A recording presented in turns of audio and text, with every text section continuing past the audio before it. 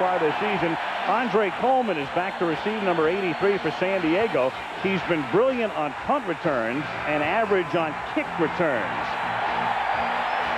And the former Kansas State star, Coleman, takes it at the 1 and behind a fouling. So Blockers takes it up to the 27-yard line. Tackled there by Damon Hughes.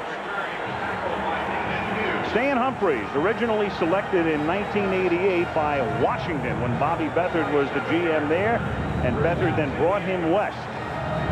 Guided the Chargers to the Super Bowl last season. Natron Means, the big back. They start with 2 tight ends, Papuno and Young, and 2 wideouts, Martin and Jefferson. And then the guys up front, Swain, Moulton coming back after what figured to be career-ending injuries, Hall, Davis, and the veteran Brock. From the 27-yard line, the fake to Means, and then Humphries goes to the air, and the pass is incomplete. Dan Saliamua came charging through to deck Humphries. The pass intended for Sean Jefferson. Now defensively, the 4-3 for Kansas City, the great Neil Smith, Phillips, an ex-Charger, Saliamua, and Darren Mickle.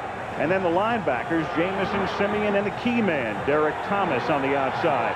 Revamped secondary, they've done a nice job. Carter and Hasty at the corners, Washington and Collins the safeties. Mark moving from corner to free safety. Means on 2nd and 10 for 3 over right guard up to the 30-yard line. 3rd down and 7 for San Diego in the opening minute of the game. Well, you talked about that secondary. It is revamped, Al, and it's one of the real pluses for Kansas City. Mark Collins went from cornerback to safety. They took Dale Carter from the right side, moved him over to the left side. They brought in a couple of ex-Jets, Brian Washington, a former MVP for the Jets.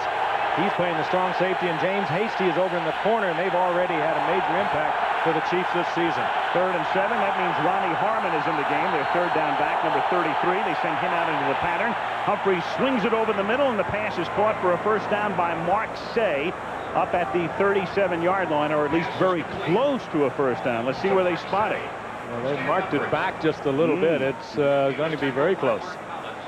Actually, when you look at the spot, it looks like it's short. A lot of pressure on these Charger wide receivers this evening. They had 7 drops in their loss last week at Pittsburgh. You will see them it almost came out that time. You will see them looking it into the hands tonight, sure I guarantee you. Say almost lost control of that ball. Bobby Ross almost lost control. And they've got it by a couple inches on the football, a Charger 1st down. But Bobby Ross, he kicked some major butt this week at practice. You know what, he did something to do it real smart last night. He set them down, and he showed them the 2 Kansas City games a year ago, how they played as compared to what they did the last week or 2. And it seems to have quite an impact on the players, a couple that I talked to. And he gave them a taste of that Southern temper. 1st down at the 37-yard line. Means takes it back inside and then is wrestled back by Anthony Davis, number 50, and his friends. ABC's Monday Night Football is being brought to you by Cadillac and your Cadillac dealer, creating a higher standard.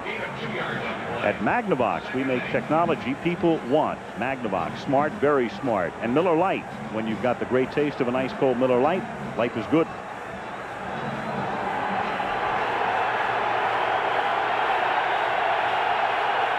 Second and 8. Opening drive of the game. San Diego at its own 39-yard line. That's Papuno in motion. Humphries was looking that way, but Papuno is covered, so he sends it over the middle to Natron Means, and he is tackled at the 43-yard line. It'll be 3rd down and 3. That's Means' first catch of the season. He's been getting it done on the ground with over 500 yards rushing, but he has not, really normally isn't a big factor in the San Diego passing game, although he has had success in the past against Kansas City. They utilize him against the Chiefs in the passing game more than any other team in the league. He certainly wasn't the prime receiver there either.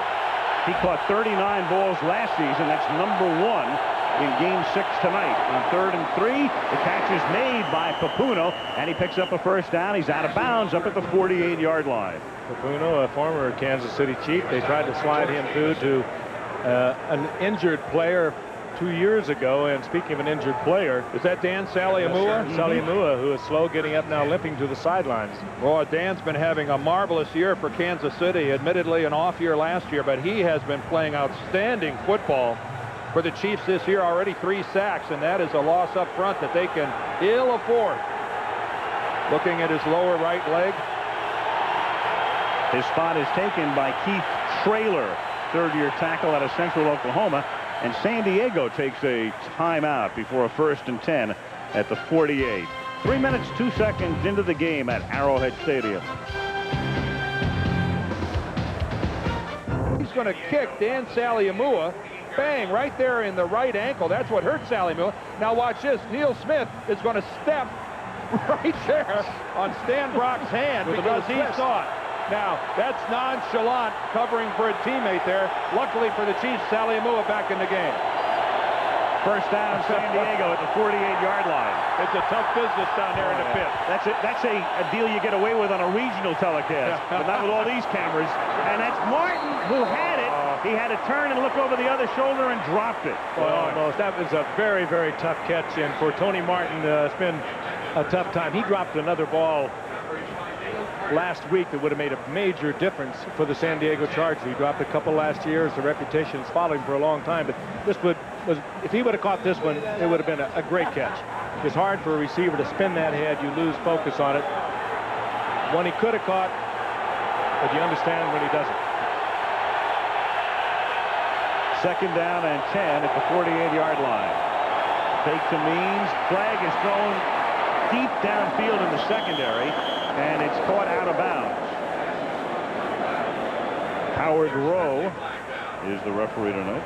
Pressure on the quarterback by Dan Saliamua. Flag is way upfield. It indicated it had something to do with the passing game, either against the Chiefs secondary and it will work against the Chiefs.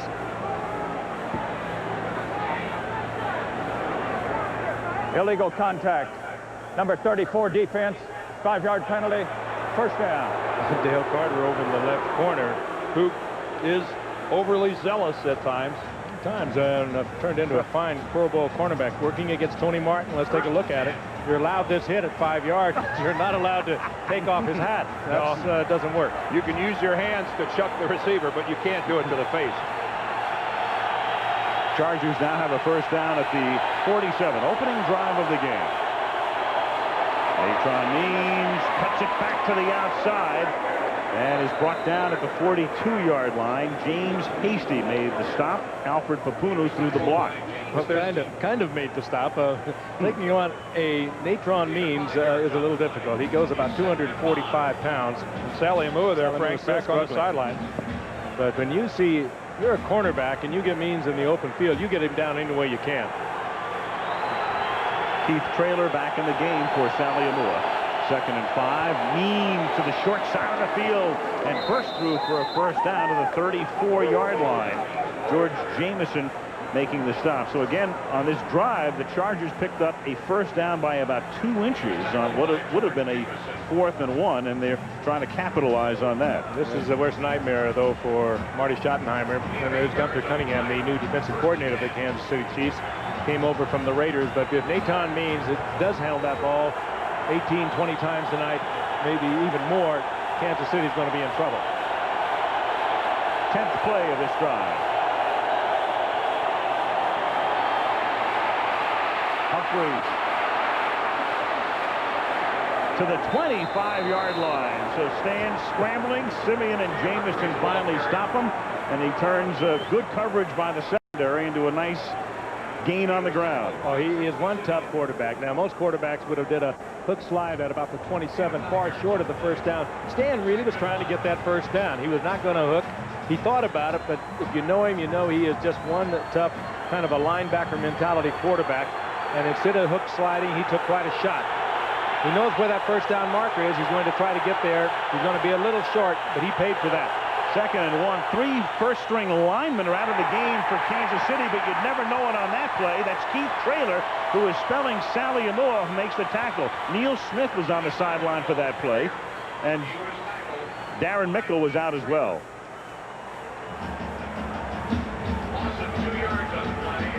Mickle has struggled, and he has been replaced a couple of times by Vaughn and Booker and Brian Proby, a rookie out of Arizona State, as they've tried to motivate Mickle to step his game up over on the right side. Right now, he's out of there.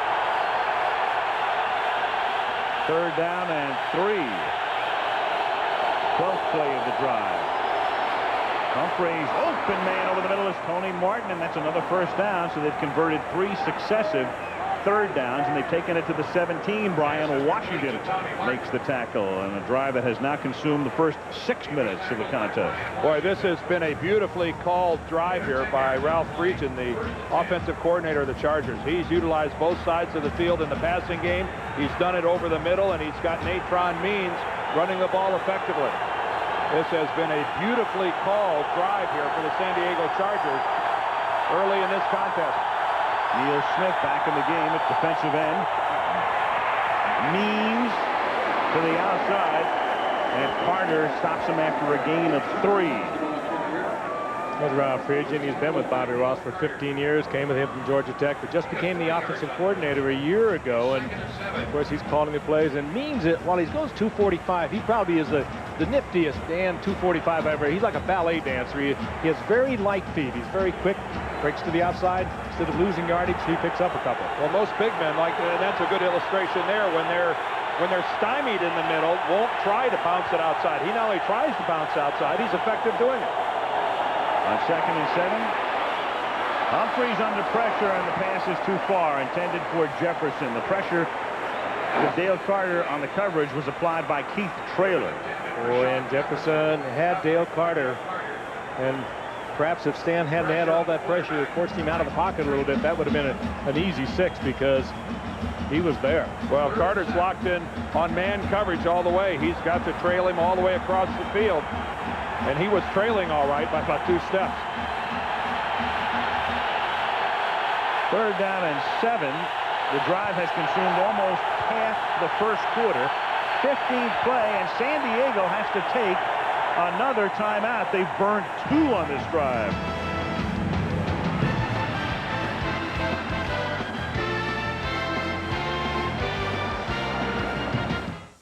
Kansas City. Last time we had San Diego. A pre-Halloween treat. Goodyear Blimp Eagles providing the scenic. San Diego has taken its 2nd timeout on the game's opening drive.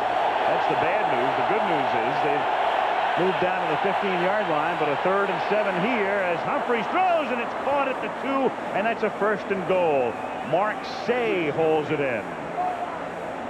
Mark Say coming in tonight with only 12 receptions, was tied with Ronnie Harmon as the leading receiver a year ago. He is the 3rd receiver, but he made a good move across the middle, and Stan Humphreys hit him right in the numbers. Hard to protect that. And this is just a classic illustration of a drive that has a defense completely off balance, utilizing all of the field. Every player's involved, and right now the Chiefs are unsure of what's coming at them. Right in front of Mark Collins. 16th play of the drive, and Natron Means burrows to the 1.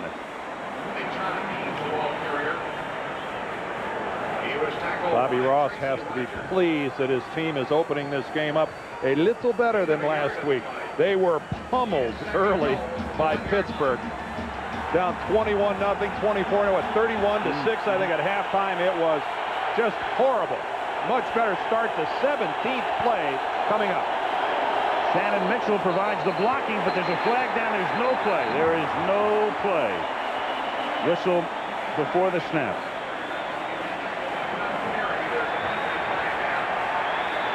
I think we got a false start, it looks like, maybe.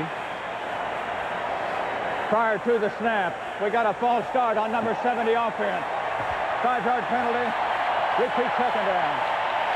Vaughn Parker, backup offensive lineman, playing a tight end position, and he flinched right before. There he is right there, the closest man to us, number 70. And we're going to see him rock forward a little bit here before the snap. Oh, there it is. That's all it takes. Big Vaughn, an ineligible man, has to report every time he goes in to play that tight end position. Probably right now trying to hide from Bobby Ross on the sideline. They love crossing patterns down here. Second and goal. Means on a draw. Doesn't fool Neil Smith. He's right there to wrap him up at the 10.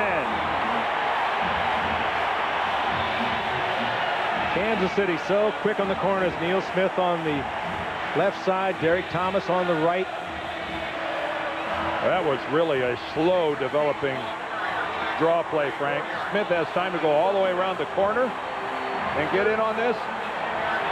Pretty slow developing play by the Chargers. Granted, he's quick, but you got to hit that baby faster than that. Third and goal. 18th play of a drive that is now more than 9 minutes old. And the pass in the area of nobody. I was waiting to see how you were going to finish that. The pass intended for. Oh boy, Jefferson and Stan Humphries. He may have been held up by James Hasty. Sean Jefferson had that look. He was looking around for a flag. But even then, you got to continue your route, and then you'll draw the flag. Well, he was either going to do an out on him, and Stan was not expecting it. Boy, it's a 18 or 19 play drive, and you end up settling for 3. That's a very good break for Kansas City. They've moved the ball 63 yards on this drive. They've taken almost 2/3 of the period. Now John Carney with a 28-yard field goal attempt, and he makes it pay off for 3. But still, a major break for Kansas City. San Diego's field position dictated a touchdown, and they didn't get it. Chiefs will finally get the ball. Don't see those numbers very often. 19 plays, 63 yards, 9 minutes, 11 seconds, 5 third downs, and 2 timeouts taken by San Diego on one only drive. 3 points. And considering where they were, 3 points is a very disappointing conclusion to that drive for the Chargers. John Carney to kick off. And this is the brilliant rookie, Tamarick Vanover. He gets it up to the 29-yard line. Spent 2 years in college and then went to the Canadian Football League to play with the Vegas team last year. We'll talk about him quite a bit tonight. 5:41 left in the opening period. The Kansas City Chiefs running the offense for the first time in the game. The Chiefs have the ball at their own 29-yard line. 5:41 left first quarter. 3-0 San Diego. And Bono with a play fake, under pressure, then throws. Catch made by Derek Walker, the tight end, and that's a gain of close to 8. And the rest of the offense behind Bono right now. Kimball Anders, the fullback who catches a lot of passes. Marcus Allen, the great one. Davis and Dawson are the wideouts, and Walker just caught that last pass, the starting tight end. Up front, Alt, Stott, Grunhard, Shields, and Sigler. 2nd and 3. Junior Seau with that pulled hamstring, but making the start tonight, and the whistle ends the play before it starts. Howard Rowe, the ref. Reuben Davis losing his helmet. Prior to the snap, we got a false start on number 80 offense. 5-yard penalty. Repeat second down. Blake Dawson. Defensively now for San Diego, and they've been very tough this year on that side of the ball. Mims, Lee, Davis, and O'Neal.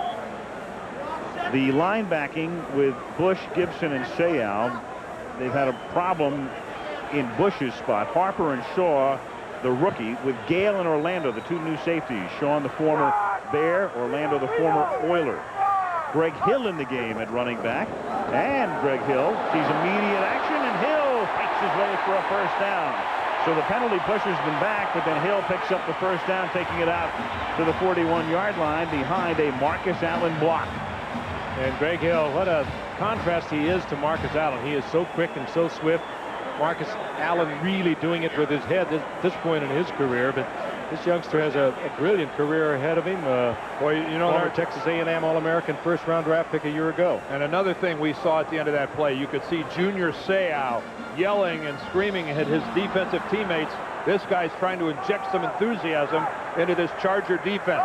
He's pumped, playing through an injury, and he's going to play tough. Allen swings to the outside, and he's run down by Dennis Gibson, but not until he angles to the right and picks up about 3 yards.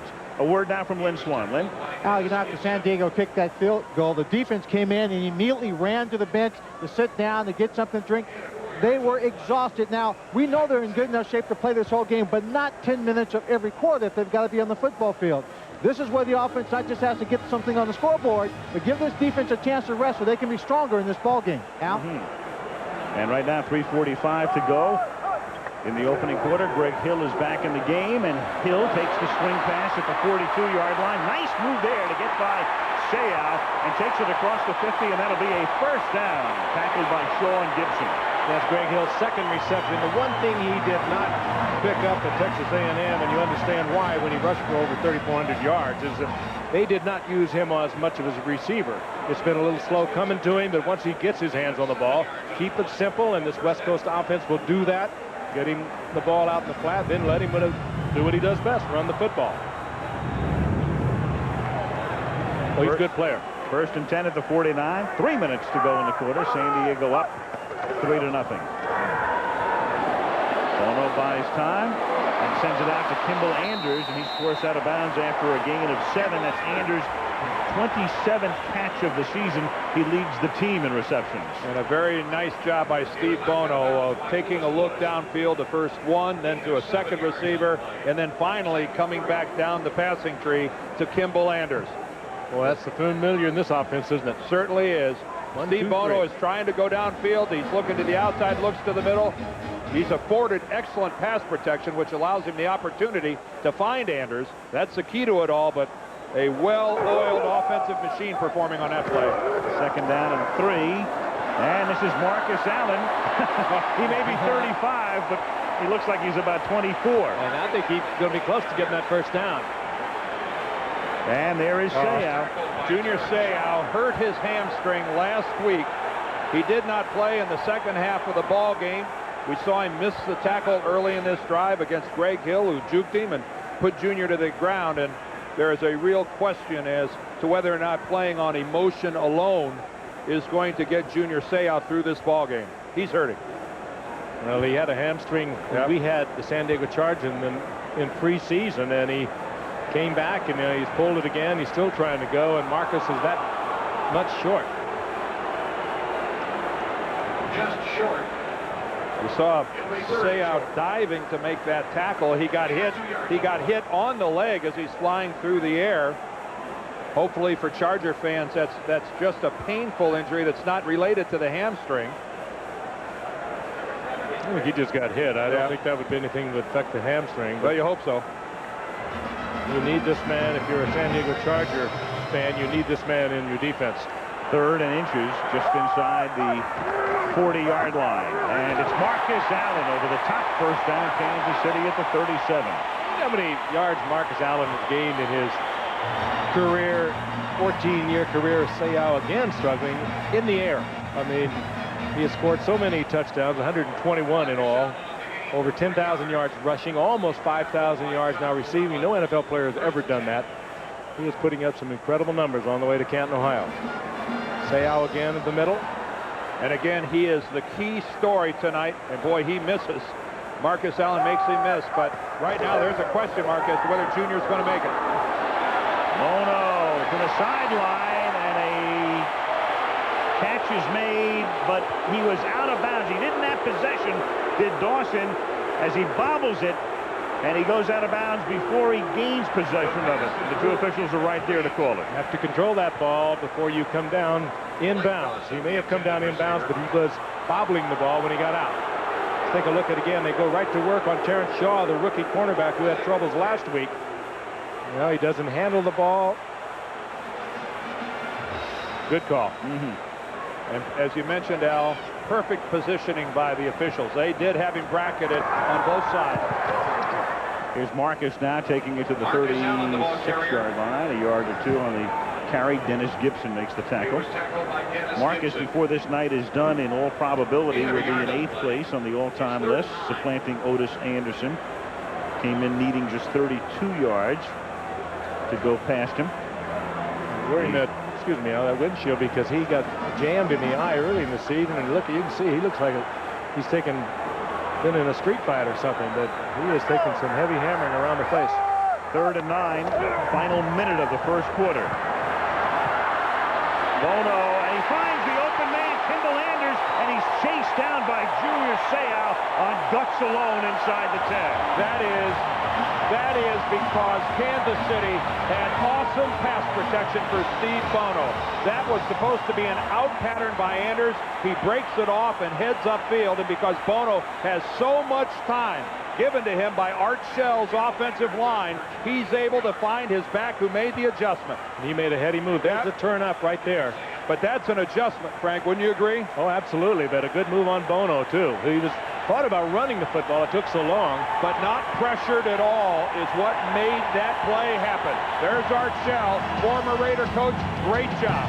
San Diego leads 3-0 into the first quarter. Back we come with Monday Night Football. First of all, the Chargers come with 4 guys. They don't get there. And then Steve Bono does a good job of finding the guy that Junior Seau is trying to cover. It's a tough business. Seau is injured, and if he's going to be locked up with a back 20 yards downfield, I'm not sure he can keep up.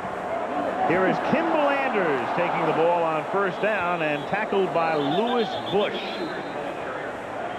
Good play by Bush, who actually was benched last week and came back out onto the field and performed well and really earned his starting job for Dave Adolph, the defensive coordinator, right there again after he had lost it last week. Adolph giving us the dual Tom Matties. He's got so many defenses, he's got them on both wrists. Did I date myself with that Tom Matty? He's probably still working on the terminology that changed when he came here. Second and goal. Fake to Anders. Dump off to Derek Walker making a second catch, and Junior Seau, playing through all the pain, makes the tackle. Third down and goal at the 12-yard line. We said that, weren't we saying that in the Super Bowl last year? And Junior, he's got to find a new game. He's got to keep playing all the pain. Well, he makes a fine open field tackle because he is out here, and if he doesn't make that play on Walker, Walker picks up a first down easily. Junior is the only Charger defender in the area, and he did what he had to do. And that bench neck, of course, all last year. Willie Davis in motion on third down goal. Bono looks that way, throws. Davis makes the catch, but he's rolled out of bounds at the 4-yard line by Terrence Shaw. It'll be fourth down and goal, and in comes the field goal team. I'll tell you, what a great throw. Bono looking deep, trying to get it into the end zone, but he had to check off, and he really fired that football. And a nice play by Terrence Shaw, wouldn't you say? Because he knows he's got to make this hit in a hurry on Willie Davis. Look at him close and drives him forward and keeps him from picking up the first down. That was a great throw. Yep. The rookie knows they're coming at him, and he made a nice play. Lynn Elliott now for a little more than an extra point in terms of distance, 22 yards. And he boots it through. So pretty much mirror image drives, a 14-play drive for Kansas City to tie it. 1:36 into the second quarter, 3-3 in KC. Impressive. Then Elliott's kick floats into the arms of Andre Coleman at the 9-yard line, and Andre Coleman gets by Elliott and then gets a block and was not knocked down by anybody, so he's able to get up and turn it into an even better return inside the 40-yard line to about the 38. It took a fraction for him to remember that he could get up, I think. Andre Coleman, he ran 2 kickoffs back for touchdowns a year ago, and he just came so close right there. 54-yard run back. You like that, Al? Would Edgar Martinez be the mayor of Seattle, or could he go for governor? Would he want to be? On the 37-yard line, it's Natron Means picking up 3 to the 34-yard line. Joe Phillips makes the stop, and Randy Johnson would be his vice mayor. Ooh. I know one thing. John Crux had the right idea when Randy Johnson's throwing the ball. Big time bailing out. I admire anybody can stand in there and face that heat. Second down and 7 at the 34. 12:35 left in the half. The game is tied. Swing pass, Natron Means, and a first down. A nice floater. Mark Collins Right over Neil Smith. Neil Smith dropped into the flat for the coverage, and Stan Humphries floated that ball beautifully over his outstretched hands. Stan Humphries can throw the ball a mile, but he has got a wonderful touch to it. Neil Smith dropping off and just lays it right over into the arms of Means perfectly. In many respects, the most difficult of all passes for a quarterback to throw. That soft little floater, you're right, couldn't have been better. 1st and 10 at the 19-yard line. Play fake, everybody going left, and Humphries goes to the right, and the pass is complete, and the flag comes in for interference on Dale Carter. I think you're going to get Carter for the left hand. Pass intended for Tony Martin. You can make contact with that left hand as long as it, in the view of the official, that it doesn't in any way move the receiver or interfere with his catching the ball. Let's check it out. Well, he grabbed him right around the waist, Fisher right on top of it, and again, credit Stan Humphries. He was lucky to even get that ball in the area where it was even catchable. He was being pursued by Neil Smith. He was fortunate to get it off. 16-yard penalty, 1st and goal.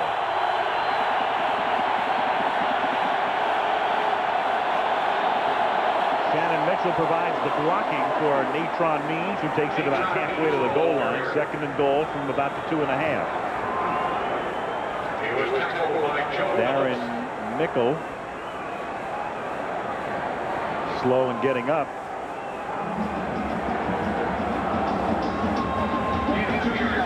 And Vaughn Booker will replace him at right end.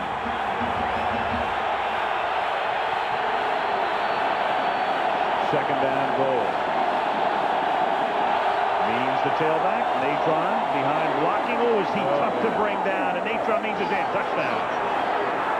William White hits him at about the 2 or the 3-yard line, but I'm not sure William White at 205 pounds isn't just going to be along for the ride when Natron's coming at him. Got one, too. Yeah.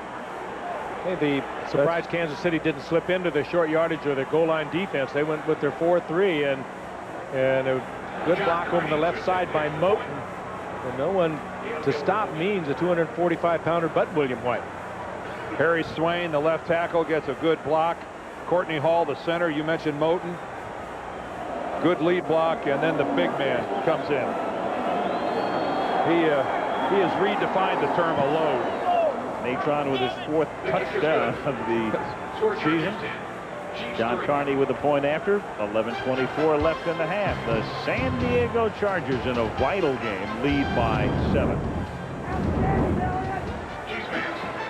Thursday night, right here on ABC. San Diego leading 10-3. Al Michaels, Frank Gifford, Damon Deerdorf, Lynn Swan, and Kansas City as the kick comes down to Vanover, and the rookie out past the 20 to the 26-yard line. Tamarick Vanover. And the Chiefs now with the 1st down at the 26. Monday Night Football is being brought to you by cold filtered Miller Genuine Draft, and he's had one, making the world a very cool place. The United States Marine Corps. When you become a Marine, the change is forever. And the all-new Ford Taurus, a look you've never seen from a name you know well. Like a pincushion man. Yes. This is a red stadium, isn't it? Almost 80,000 fans. Very few of them not in red. Lamar Hunt and Carl Peterson have a pretty good deal going here in Kansas City. From the 27-yard line, Bono play fake throws, and it's incomplete. Willie Davis looks for a flag. There is none. Good tight coverage by Dwayne Harper. We talk about Kansas City changing their secondary. So too did San Diego last year. 2 new safety men they brought in. Both are hitters, Sean Gale and Bo Orlando. This is Dwayne Harper, who was on the other corner, number 28, making this play. Timed it out just about. Well, we looked at it in slow motion. You could have called that, but that was very well played by Dwayne Harper. I think in that instance, Frank, every time the benefit should go to the defensive guy. He's got the tougher job. Darn right. 2nd and 10 at the 27. Greg Hill is the running back in this set. Hill gets the football, and Junior Seau makes the tackle. Junior Seau, and we watched him struggle through the 1st quarter, but all of a sudden he looks like he's 100% healthy again. Well, they should have considered blocking somebody on the inside. I think Sean Lee, number 98, is about 3 yards upfield. He's the guy that really disrupts this play and feeds it to the outside. And you're right, a good reaction by Junior to get back in it. And boy, he comes up barking at his teammates. You got to love and admire a guy who loves the game and plays it the way he does. Third down 10 from the 27-yard line. Hello. Reuben Davis easing into the backfield. That was Reuben Davis, wasn't it? Yeah, that was Reuben. He found himself sandwiched between a couple chief offensive linemen. Encroachment, number 98 defense. Contact prior to the snap, 5-yard penalty. Repeat third down. It was actually Sean Lee. 93, 98. Yeah, they run together. Fooled both of us. They did a flip-flop there defensively, too. Well, they do flip to both sides. That doesn't, of course, absolve us of wrong here, Frank. No, they're trying to get out of it, you know. There's a penalty you and I won't speak for 3 plays. Third down and 5 from the 32-yard line. Bono throws, and the catch is made by Leroy Thompson. Much traveled utility back. Used to be with the Pittsburgh Steelers. In fact, had a huge night, the Monday night game a couple of years ago in place of Barry Foster. Sure did. And last year he went to New England. He had 65 receptions for Bill Parcells up there. So you can understand why they like to use him in this type of offense. He comes out of the backfield. You need a good back to come out of the backfield. A little pressure on Bono, but again, a good flip to the man who works so well out of that backfield, Leroy Thompson. First down at the 38-yard line. 9:44 left in the half. San Diego leading 10-3. Bono buys time, and then the pass is too high. Try to throw it out to the flat to Kimball Anders up at the 40-yard line. Incomplete. It's not the first bad toss by Bono. He had a man open, Anders. Classic part of the offense where you put 3 men into the pattern on the same side, and the quarterback just makes the read and picks the open man. What a shot. Arrowhead Stadium. Great foresight. I mean, this stadium was built in the early 70s, which meant it was designed in the late 60s. And 1972 it opened. Looks like it could have been built 2 years ago. Anders on 2nd and 10 up to the 41-yard line. I played in the very first game ever played here at Arrowhead, a preseason game between the Cardinals and the Chiefs. And never forget the first time we came along I-70 on our buses to see this Harry S. Truman complex, where right next door is Royal Stadium. It is the most impressive sporting complex anywhere in America. These 2 stadiums sitting side by side. And they went to grass, thankfully. Finally, they went to grass fields to make it completely perfect. In both stadiums. Third down 6. Bono on a roll. Bono comes back to a wide open receiver, and the catch is made by Webster Slaughter at the 20-yard line. Eric Castle makes the tackle. Bono again pressuring as if he was going to run on the right side, and the defenders left the receivers. It's a pattern that takes a long time to develop because Slaughter works the middle of the field, makes a break to the inside like he's running a post right here, but now he's going to go back to the outside. And take my word for it, that takes an awfully long time to happen. The quarterback has to hold the ball for 5 seconds. And again, not much of a Charger pass rush. 38-yard gain. Flip. Marcus Allen to the 15-yard line, gain of 5. Dwayne Harper making the tackle. He may be 35 years old, but he still does not mind putting that head in there. When you get down inside that red zone, you take every yard you can get. How is it that some people are just able to defy time? Why do some people, I couldn't even fathom playing at 35 years old, and yet you see somebody like Marcus Allen who not only is playing, but is still extremely effective. In their running back position. Nobody takes a pounding in this game like the running back. I agree. 2nd and 5. And Leroy Thompson picks up about 3, as Marcus loves to point out, and naturally his I know what's coming. Well, his deal with the Raiders is well chronicled. We don't have to get into that, but he felt because of the way he was used by the Raiders, he gets an extra couple of years at the end. And these are those years. He had a couple years there where his odometer wasn't spinning very fast. Right? They used him so much at USC, and when he was used with the Raiders, it was a lot more than an ordinary back. How'd you like to be a fly on the wall when Marcus Allen and Art Shell got together for a couple of beers? 3rd down and 2. Better than Al Davis on the wall. And to the 10-yard line goes Leroy Thompson, and that should be enough for a first down. Chris Mims makes the tackle. Had to get to the 10.5, and he gets to about the 10.25. We think. And you got it. First down. This has been a game of drives. If you've been with us earlier, the second possession for Kansas City, 3rd. Now, what are you going to call this, Al? First down at the 10.25 yard line? I'll tell you what, it's enough to make it 1st and 10 because they can get a first down without getting a touchdown. That's if they get to the .24 yard line. Marcus Allen, he gets to the 9.9 yard line. Junior Seau and Reuben Davis make the tackle with 6 minutes to go in the opening half. I'm not sure he made it to the 9.9. I believe he's still at a 10 point something. You know, this is where the Kansas City Chiefs really missed their tight end, Keith Cash. With the good hands, he was unable to play tonight. He has a sore knee, missed last week, injured the knee in Cleveland. They really miss him down here because he can put the pressure on the secondary where you can't, so you don't double cover the outside man. Allen in motion on 2nd and 10. Everybody in the pattern, and it is incomplete, and the line judge says no flag. The umpire, no flag.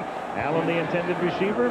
Sean Gale in the coverage, the ex-Bear. Boy, if he would have just let that develop a little bit longer, Kimball Anders was going to be wide open. Anders is moving towards the outside, Allen to the inside. Bono lets that thing go in a hurry, but Anders was going to be I think the receiver who is going to be able to make a big play. Take a look at this from behind. There, look at Kimball Anders standing by himself off to the left of your screen. And you saw downfield, number 82 is the tight end replacing Keith Cash, covered by the linebacker, Junior Seau. They wouldn't do that with Cash. That's Derek Walker. 3rd down and 10. And it's incomplete as he tried to jam it into Anders inside 4 white shirts, headed by Eric Castle, who crowned him. Well, that's good. He tried to remove his crowns. He did. Checkmated him. Well, that looked like a decision where Steve Bono made up his mind that that's where he was going to go. Right into the heart of the Charger coverage. This will be a 28-yard attempt for Elliott, who earlier made a 21-yard field goal. Louis Aguiar to hold. And that one is good. 5:23 left in the half. It is now 10-6. Goal. And then their next drive, just 4 plays, and then the Kansas City drives have been of 14 and 13 play durations, and resulting in a pair of field goals. Now Lynn Elliott to send this kick down to Coleman, who gets in behind 5 blockers, but a nice job on the ball, and Bayless with the recovery for Kansas City. Martin Bayless recovering.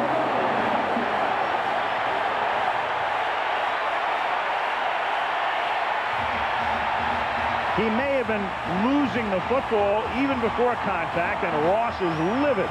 Oh, he thinks back to last week with all those turnovers, and Coleman, when he tried to make a move to the outside, looked like he just lost it.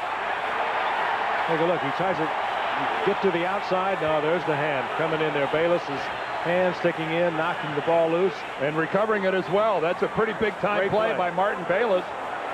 Just recently signed here by the Chiefs. Marty Schottenheimer brought him back, and boy, there's some big dividends. Brought him back for that. He's a great special teams player in his 12th season. First down at the 23-yard line. Bono inside the 10. The catch is made by Dawson. He's to the 1.5. First and goal.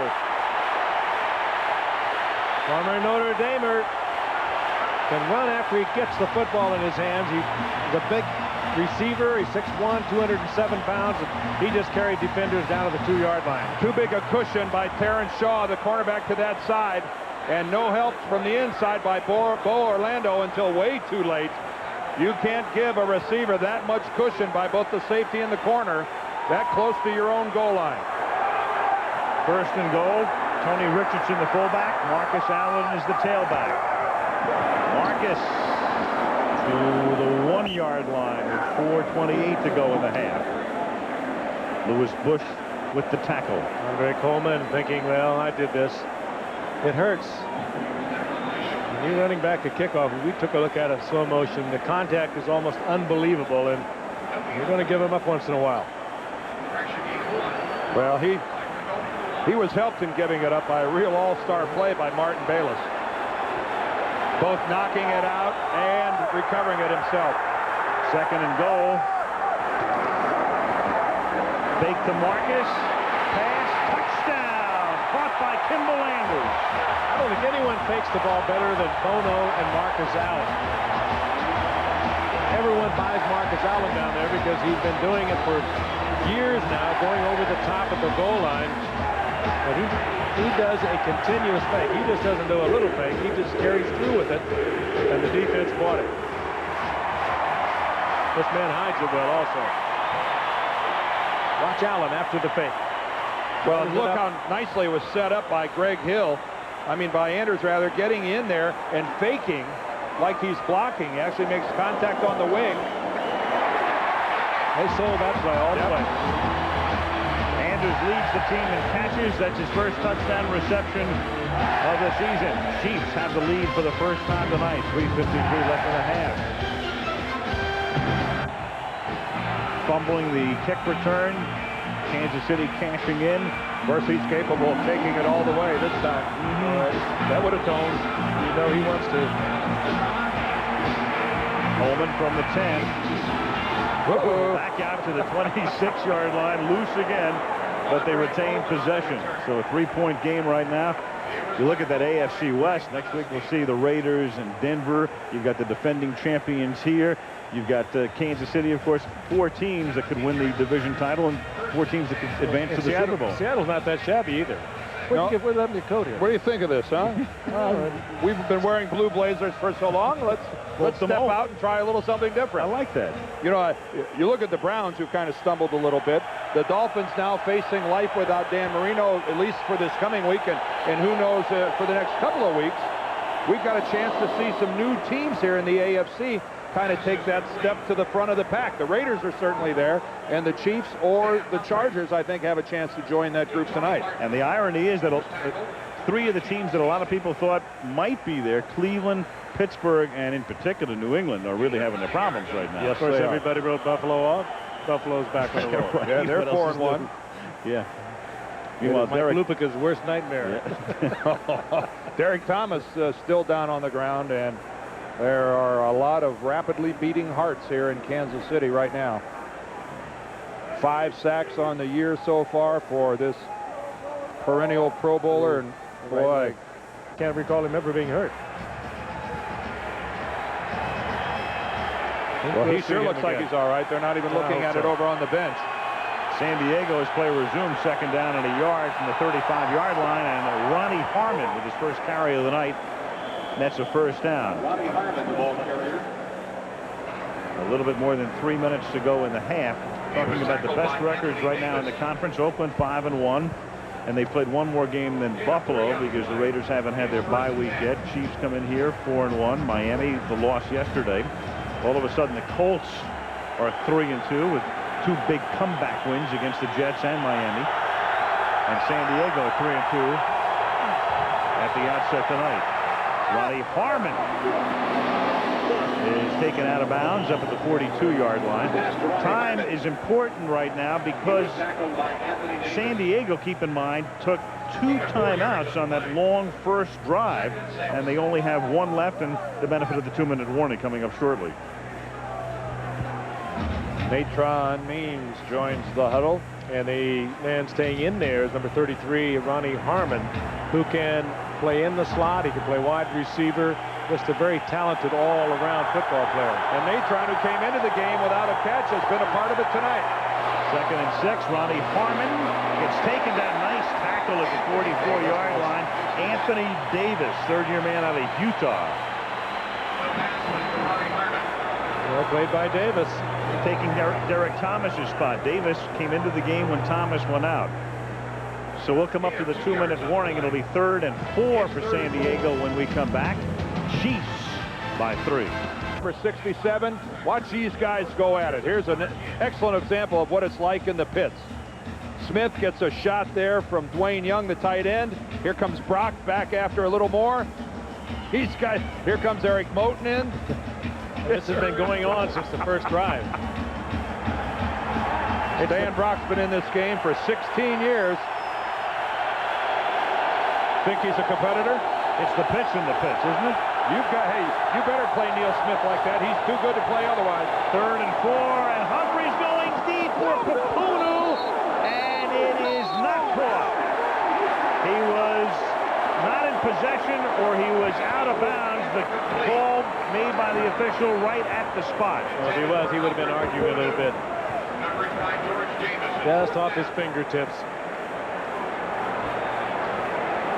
Take a look again. Plenty of time again for Humphreys. Just this one again should have been caught, and this is what is driving Bobby Ross crazy. I mean, they had such a terrible time last week. They just dropped everything.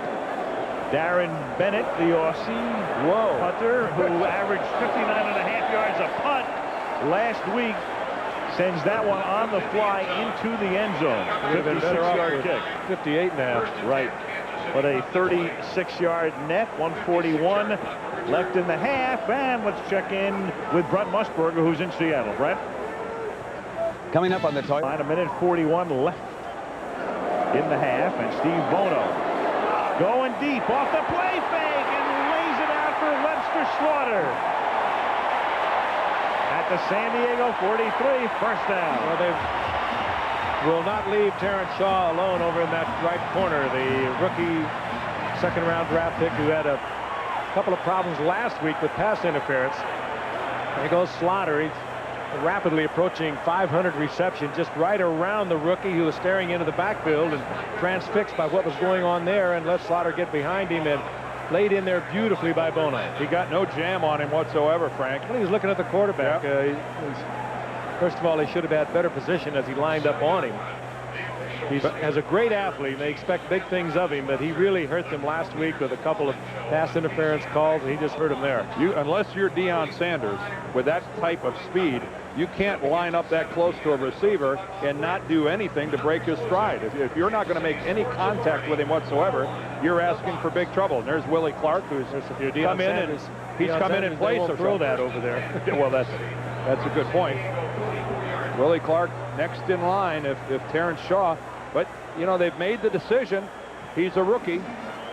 Only 5 incompletions so far for Steve Bono. Well, they won't leave him alone either. Kansas City taking its first time out. They have 2 left at the 44-yard line, first down, and Hill picks up 2 to the 42. Clock ticking down to 1 minute 17.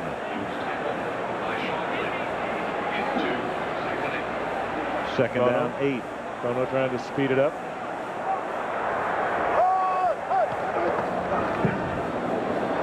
Over the middle, the catch is made by Derek Walker. He's tackled at the 34-yard line. That's very close to a first down, maybe close enough to measure. Well, Dennis Gibson makes a hit on Walker, but Walker takes him for another 3 or 4 yards. Up for that, up to the spot that's close enough to measure. It's funny, Kansas City took its time out here, though it's a first down. They're going to give him a first down. They don't even have to measure. One of those plays where if you're close enough, you may want to wait to see if the officials are going to bring the sticks in and save the timeout. So timeout here for Kansas City. Last week in Tempe against the Arizona Cardinals, you'll recall the play. It was the first play of this year in the National Football League. For longest touchdown run by a quarterback. Yeah, longest touchdown run by, and it's the longest touchdown run of the year by anybody in the NFL this year. I think Barry Sanders is next in line with a 75-yarder that he just had yesterday. First down, Bono guns one near side. Dawson makes the catch, and he's out of bounds at the 19-yard line. Willie Clark with the coverage, got his feet down and got out of bounds to stop the clock and save a timeout. Very acrobatic move by Lake Dawson, first of all, to convince Willie Clark that he was going to take it deep. Bono with a good, strong throw. And there, Willie Clark slipped trying to come back for the coverage, but he wouldn't have been in the coverage. Now, watch the feet. This is really good stuff. Good coverage. Terrific. First down, 19-yard line. drop. Bono, sack, loses the football, and the San Diego Chargers have it. Ray Lee Johnson came charging through, had a big game in the Super Bowl, created the fumble, will get the sack, and Sean Lee recovered. Well, this is what the Chargers needed. So many things have gone against him over the past couple of weeks. They get the turnover when it looked like Kansas City was for sure going to put up 3 and maybe more. Ray Lee comes around the left side of the Charger defense. He comes from Bono's right. Let's see if we can see him. There he is, number 99. Wesley O'Neal in there as well. And right now that that ball's up for grab. Take it any way you can get it. Ray Lee Johnson here coming in from the right. And boy, he just beats quick. Ricky Siglar and knocks it loose. Jeff Criswell out of that lineup. He's injured. Chargers have 1 timeout left. Over the middle, another drop. Marseille. What can you say? You can say, start catching the ball because that's what you get paid to do. Well, they've had a lot of drops the past couple of weeks. Not that that play would have turned into a touchdown or would have even turned into much of anything that might have added to, you know, the Chargers' field position by 20 or 30 yards. But it's a confidence thing. When you can't handle balls like that, it's what you take with you into the locker room at halftime. He did not come close to catching that one. 39 ticks left. You saw Humphreys hunching those shoulders, and then the 3 Chiefs crashed the party. Now that was ugly. That was really ugly. And that's irate. His eyes get big as lanterns.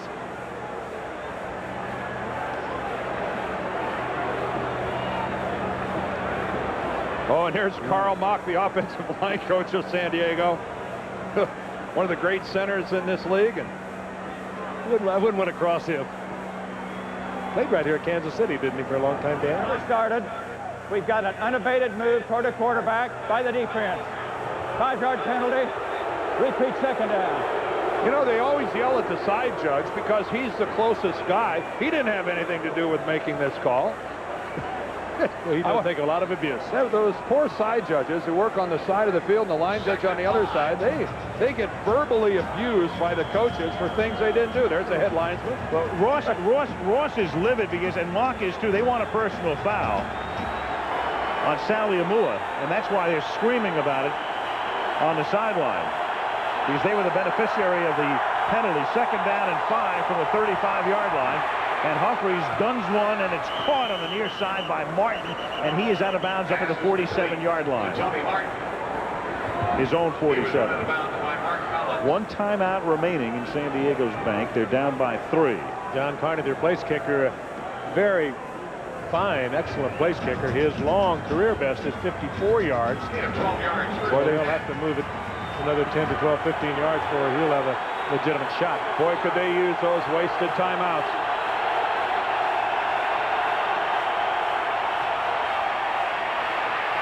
Humphreys rolls, throws, busted up. Carter is right there with Sean Jefferson. And Dan Saliamua was the guy chasing Stan Humphreys from inside.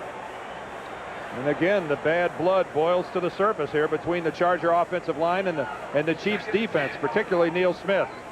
Well, Papuno cracked back on Neil Smith, and he really took umbrage to it. And it is certainly a way to hurt somebody, and Smith and Papuno got into it. Now watch Papuno come into your shot. Couldn't see exactly if Papuno hit him below the waist. You got to do the crackback above the waist. Oh, and there's Neil's lucky he didn't get called for that.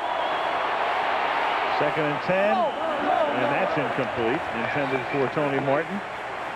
Used to be you could come on that crackback block and hit a guy below the waist. Now you must stay away from his legs. You must hit him above the waist. Obviously, Neil Smith thought otherwise. And it's a good rule change. Oh, darn right. You saw guys crippled who never saw it coming, and a wide receiver or someone would come from the outside and take a shot right at the knee. That went the way of the chop block, and both of those good moves by the NFL's competition committee. San Diego could probably get some pretty considerable yardage down the middle. They're worried about their time, however, but Kansas City is not going to, or they're going to try not to give them anything to the outside.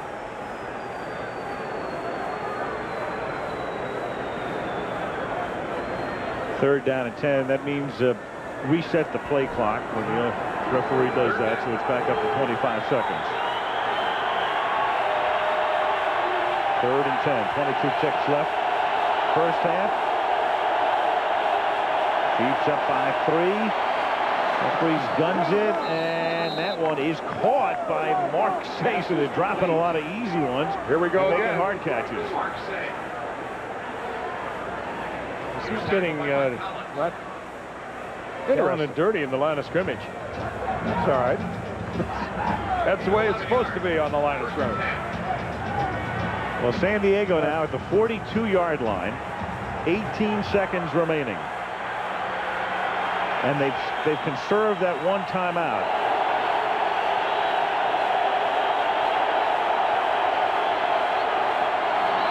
And that's caught by Martin.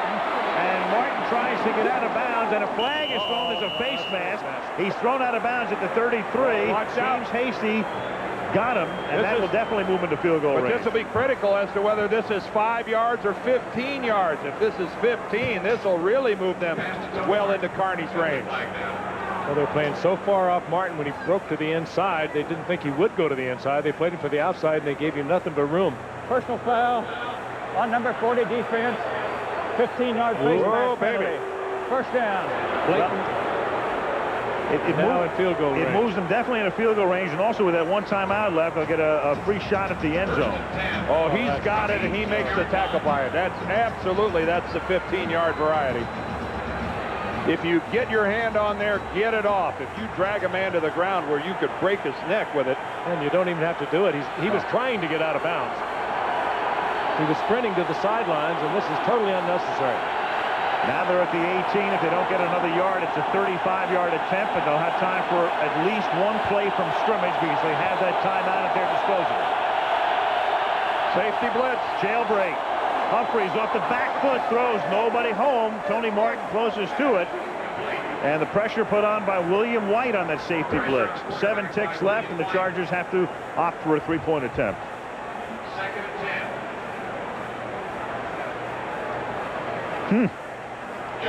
What a call, huh? This has been a good first half of football, hasn't it been? Yeah. You feel the imperative need for this game on the part of both teams, and they both do need this game. They know that. Maybe San Diego much more. They're 3-2, and of course Chiefs 4-1, but there is a battle going on. 36-yard attempt for Carney. Gail Gilbert holds. And they make the turnover pay off. Bullseye. So they sack Bono, he fumbles, they move down the field and get even on the board with 2 seconds left in the half. 36-yard field goal. Again, the importance of this game for San Diego in particular, a loss, they'd be 3-3. They'd be 2 games behind 2 teams, the Raiders and the Chiefs. 2 teams they've lost to already this year as well, and the Chargers go home and in a short week are faced with the prospect of meeting the Dallas Cowboys Sunday. I think a good illustration tonight that from top to bottom, I don't think anybody will give you much of an argument that the AFC West is the most competitive division in professional football. November 27th, we have the Chargers and the Raiders in San Diego on Monday Night Football. Hey, there's a good look from the Goodyear Blimp Eagle, which I flew on Wednesday. Oh, no, did you? That's right. Brave and courageous of you. My family and I were in the blimp. Captain John, who's flying it up there tonight, took us for a ride, and he actually let me hop into the left seat, and yes, we were headed for the moon. Isn't it beautiful? It's a wonderful scene from that blimp. Any turbulence? No, not bad at all. Speaking of wonderful scenes, it really doesn't get much better than Arrowhead here in Kansas City. And if you could bottle a night, gentlemen, wouldn't you agree that tonight is it? Pretty good. Perfect temperature and a false start. That was, I believe, a premature run at the ball by John Carney.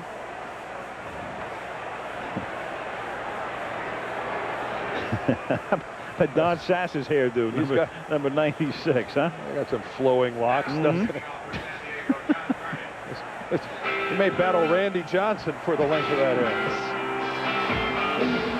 Kevin Green. Bouncing ball. This is Valerio. He knows how to score touchdowns, but not on kick returns. He scored 4 touchdown passes in his career, but he ends the half with a kneel down here. We're tied at 13 at the half, and back we come after this message and a word from our ABC stations.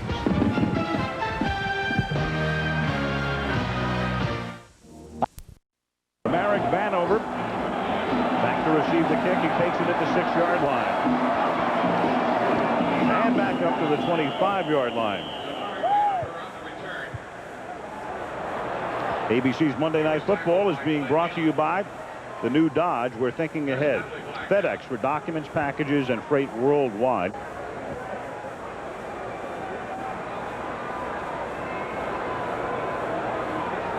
'52-year-old Marty Schottenheimer. Personal foul, unnecessary roughness. A late hit on number 77. Receiving team, half the distance to the goal. First down. One of the game's really good guys has seen a very even first half here. Of course, that's reflected on the scoreboard at 13-13. Check out the numbers for both of these ball clubs. The offensive edge goes to Kansas City. Really, the big play of the first half would have to be the fumble by Andre Coleman of the kickoff return. That led directly to a Kansas City touchdown. And on first down, this is Marcus Allen picking up a couple up to the 15-yard line. Gain of 2, and let's get a word from Lynn Swanlin. Al, I talked to Bobby Ross, and he was complaining about all the calls that you guys talked about in the first half, but he was really complaining about offsides by the Kansas City team every time. He also said the reason why they're having problems on defense, the young corners keep looking back into the backfield at the quarterback instead of watching the receivers. He got on them, said keep your eye on the receivers, look for them for a reaction for the ball, but do not look into the backfield, then you can make the play. Al? Well, Terrence Shaw got burned a couple of times in the first half and burned last week, and Bono off the play fake. Going deep, and it's incomplete. Loaded it nearly into the arms of Willie Davis. Dwayne Harper with the coverage, step for step with him. Really, Frank, a perfectly thrown ball by Bono in the sense that if you are to err on the side of throwing it just a wee bit too far. Don't underthrow it where it could be an interception. What you're saying, that's pretty good coverage, too. It sure is. Dwayne Harper right there. When the coverage is that good, a good quarterback puts it in a position where the receiver, if he makes a phenomenal play, can get the ball. The worst thing that can happen to you is an incomplete pass versus an interception. Third down and 8.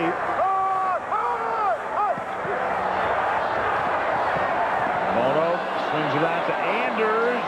Junior Seau takes him down at the 17-yard line. Junior wasn't buying any of that. That's a good look at a linebacker holding his ground. Let the guy in front of you juke and think about going someplace. Don't you commit. Junior having a fine football game tonight. There was a concern during the week whether he'd play at all, and he doesn't seem to be hampered at all with the hamstring that forced him out of last week's game, and that's what Dan just mentioned. He was on his feet, had great balance. He was ready for any move on the part of Anders.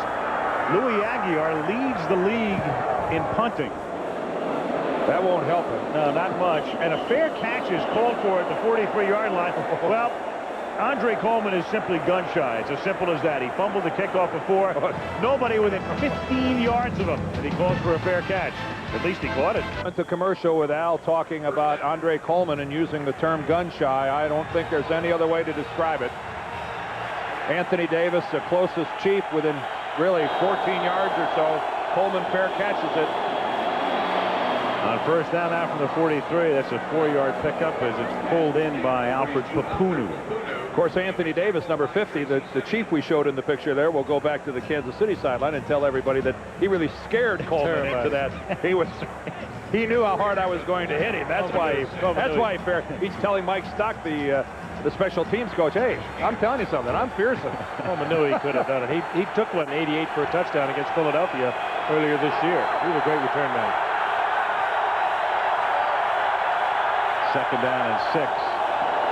And Ronnie Harmon is able to escape a tackle in the backfield, and then he's brought down by Tracy Simeon up at the 48-yard line, setting up a third down and 5. Good pursuit on the part of Simeon. Harmon trying to break it back against the grain. And Derek Thomas, whom we worried about earlier, is back out on the right corner. And that's the good news. They are missing though Darren Mickle, who suffered a left shoulder bruise and has not been back in the game since early in the first half. Third down and 5. Four-man rush, and the catch is made. Fingertip catch by Mark Say to the 41-yard line. These receivers that drive you nuts. I mean, they've been dropping things right on the numbers and in the hands for the past couple of weeks, and now you throw something that shouldn't be caught, and Mark Say makes a spectacular diving catch for the first down. Look at this. It's a tough catch.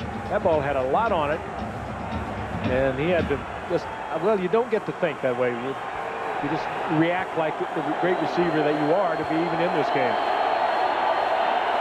Early third quarter, the game is tied.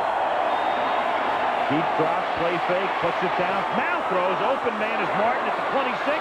And Tony off to the races. Loses the football at the 11-yard line. And Kansas City has it. Mark Collins banged it loose. Somebody better grab on to Bobby Ross. And Tracy Simeon with a recovery.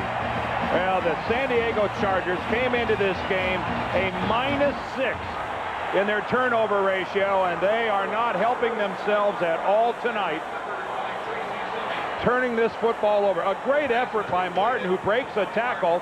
Mark Collins comes in, and the helmet looks like it goes right on the football. There's Simeon all over it. And when the hat hits the football, a lot of times it'll come out, and you see Collins coming off the field. He appears to have injured himself. But it's tough to get all over Tony Martin. When you put a hat on the football, a lot of times it comes loose from the best of them.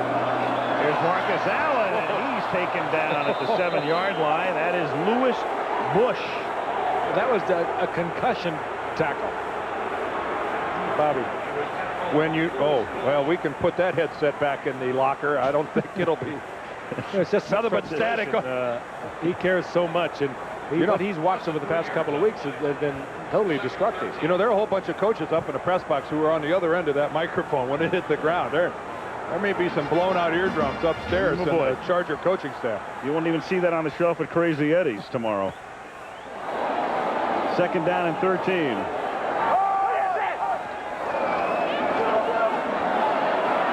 Bono throws it into traffic and threads the needle up at the 20-yard line.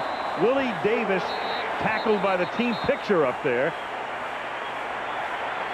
as he guns it right in. And Davis hurt. What a great fake by Bono. Hit the ball well. He and Davis were in a one-on-one deal where Davis was, if they bought the fake all the way, he was going to take it deep. If not, he pulls up. That's what he did. And Bono, with a good look from our end zone camera, he fires it in for the strike. Short of the first down, but not by much. Craig Janoff, our illustrious director, bringing you that look. Kenny Wolf, wasn't it? our producer. They have many toys at their disposal for a Monday night game, including us. 3rd and 1, including Crazy Eddie. That's Tony Richardson with his first carry of the night, and the fullback picks up a first down. You got to believe in the Tony Richardson. That's his 4th carry of the season, and you give it to him on a critical 3rd down situation as they look now at Willie Davis, who made that catch just short of the first down. And Mark Collins appears like he is going to be able to go back in the game. Willie Davis may not. Getting that, what zip code are you in? Questionnaire asking to be filled out by the Kansas City doctors. Swing pass on first down. Hill. Big Hill picks up 11. Boy, 34. Some good blocking out in front. Derek Walker and Marcus Allen out in front of that one. Kind of an interesting screen. He did a screen without using the lineman in it. Maybe a finger in the eye. It looks like he's slicking that left eye.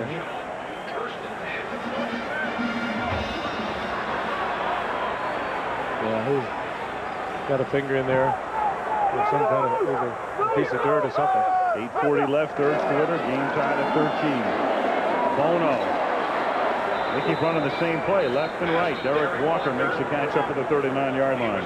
It's strictly a read thing. You put 3 receivers flooded into a zone, and you take the open man. That time it was Walker. You know, this is a fun game for Derek Walker, a former San Diego Charger. Got his knee blown out back in '93, and now has found new life here with the Kansas City Chiefs.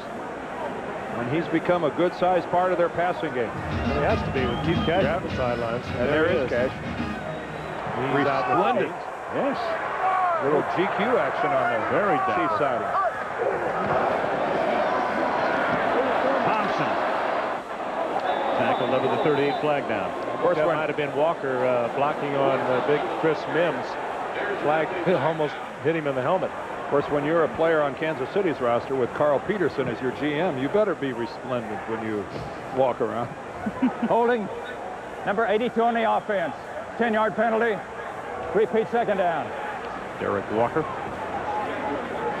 Derek Walker working on a king-size Chris Mims, a 6'5" and a 290 pounds. And one way to do it is tackle him. Nothing blatant about that.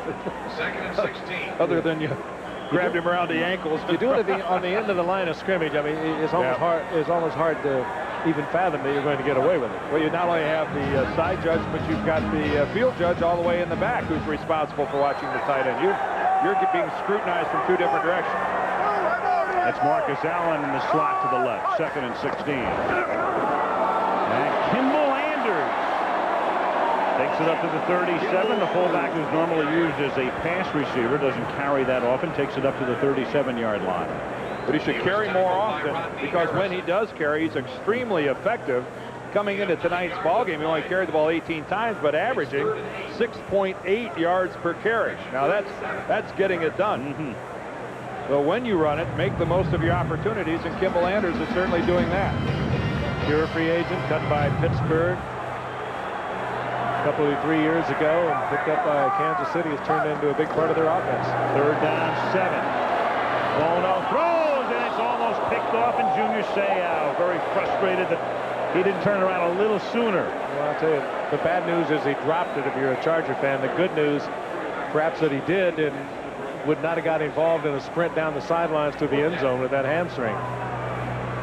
It was right there. It was a sidearm flip by Bono that hit Junior right in the hands. He wasn't ready for it. Now Louis Aguiar to kick. Andre Coleman sets up at his own 20-yard line. A couple of good punters in this game, haven't we? Very good. Aguiar leading the league. That's why. Great punt. Coleman backs up. Lets it go. Bounces at the 5-yard line, and Andre's having that kind of a night. Takes a Kansas City bounce. They down it at the 7. Well, in all honesty, I think maybe not a bad move. He got lucky. 55-yard punt. Game time, 6:44 left in the 3rd. And Deergrove, Lynn Swan. Crowd solidly behind their Chiefs on defense, and on 1st down, Natron Means goes nowhere from his own 7-yard line. Dan Saliamu, who's been in and out of the game, back in now. This crowd in, and it really hurts the running game, because an offensive lineman needs that edge of the snap. When they don't hear the snap count, it really does dramatically affect the way they fire off the ball. A lot of the Chargers wearing earplugs this week. Lamar Hunt right there in the middle of your screen. His wife Norma off to the left. But this is the noisiest outdoor stadium in the NFL, and it's a huge advantage for the Chiefs. 2nd and 11, and Papunu makes the catch, slips the tackle, picks up the 1st down. He's out of bounds. He's out at about the 27-yard line. But it was exciting. He broke a Dale Carter tackle, and that was a big play. Well, Carter went for more of a block and less of a tackle. He was going to just try to cut Papunu's legs out from under him. Papunu weighs 265 pounds, and you've got to wrestle him, not try to cut him. This is called a whiff by Dale Carter. Get a little help. Yeah. I'll tell you, Dale is going to be back in, we know whose doghouse. I'm speaking of Marty Schottenheimer, who has a love-hate affair with this cornerback. He's a great talent, but he can help you dramatically. He can hurt you, and it's been an up-and-down career for Dale Carter. Alex Spanos, the chairman of the board, the owner of the Chargers, watching Natron Means bang his way up to the 33-yard line, a pickup of 5. And there's the guy right now that the Chargers need to get back into their offensive game plan. They have been semi-effective throwing the ball, inconsistent with some drops, some great catches, but here's the guy that can control a football game.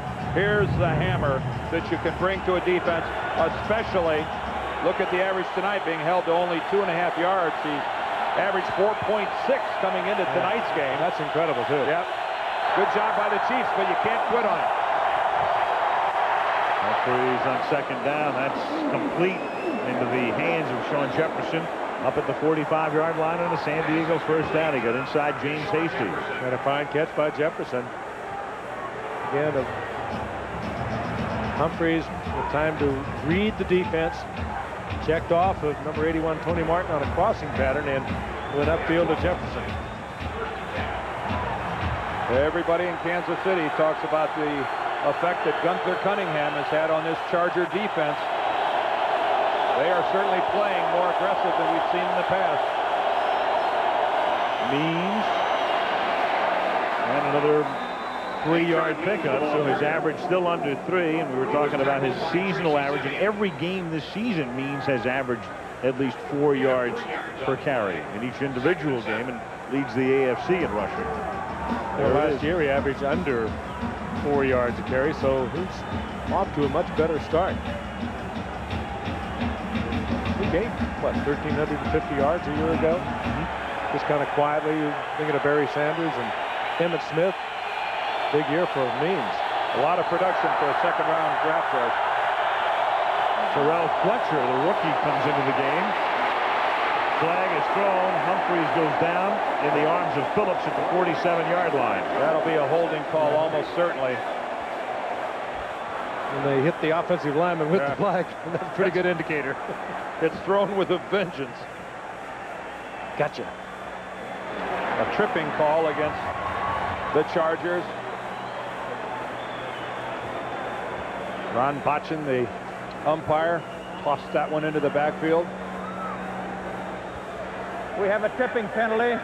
Number 77 on the offense. 10-yard penalty. Repeat second down. That's Eric Moten, the left guard. Been a tremendous comeback story for the Chargers. Oh, that's a great story, isn't it? Oh, just completely blew his knee out a couple of years ago. He has made the comeback, working this time against Keith Traylor there, number 94.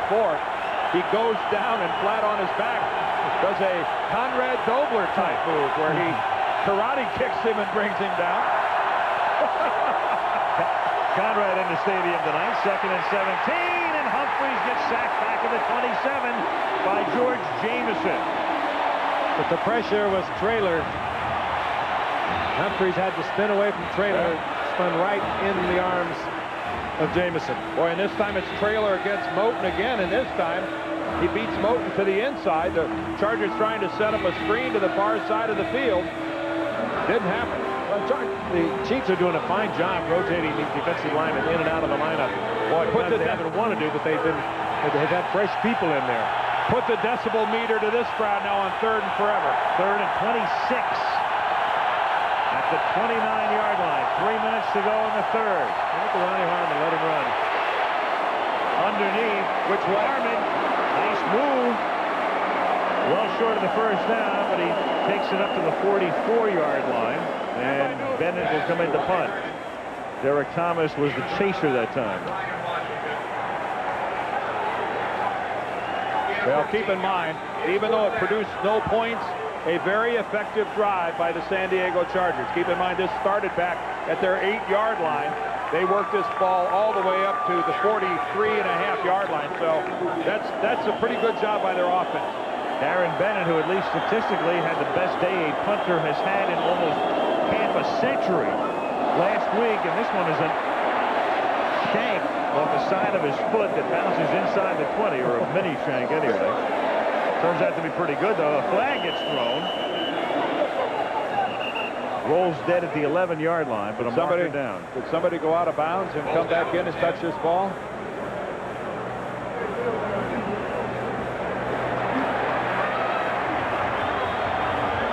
Hey, the mistakes continue to pile up for San Diego.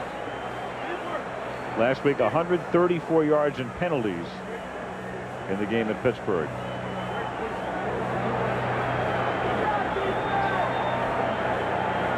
Unsportsmanlike conduct call. Yeah. Which I think encompasses a guy going out and coming back. Correct. On that infraction, that is the call. Chuck Prefer, the special teams coach. Well, they'll want him to kick it again. Well, sure, otherwise they have the ball at the 11-yard line.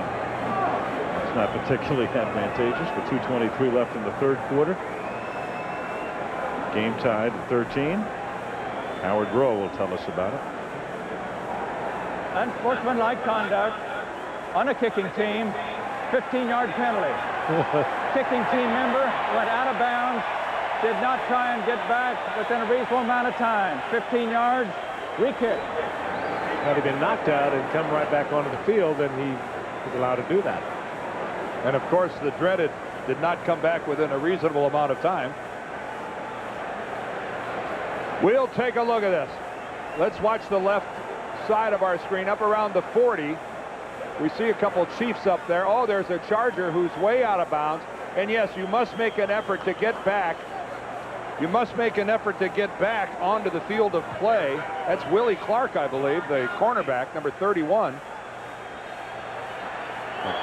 Where you go out, you got to try to get back in. So this forces another Chargers punt. And another mistake. Yes, another mistake.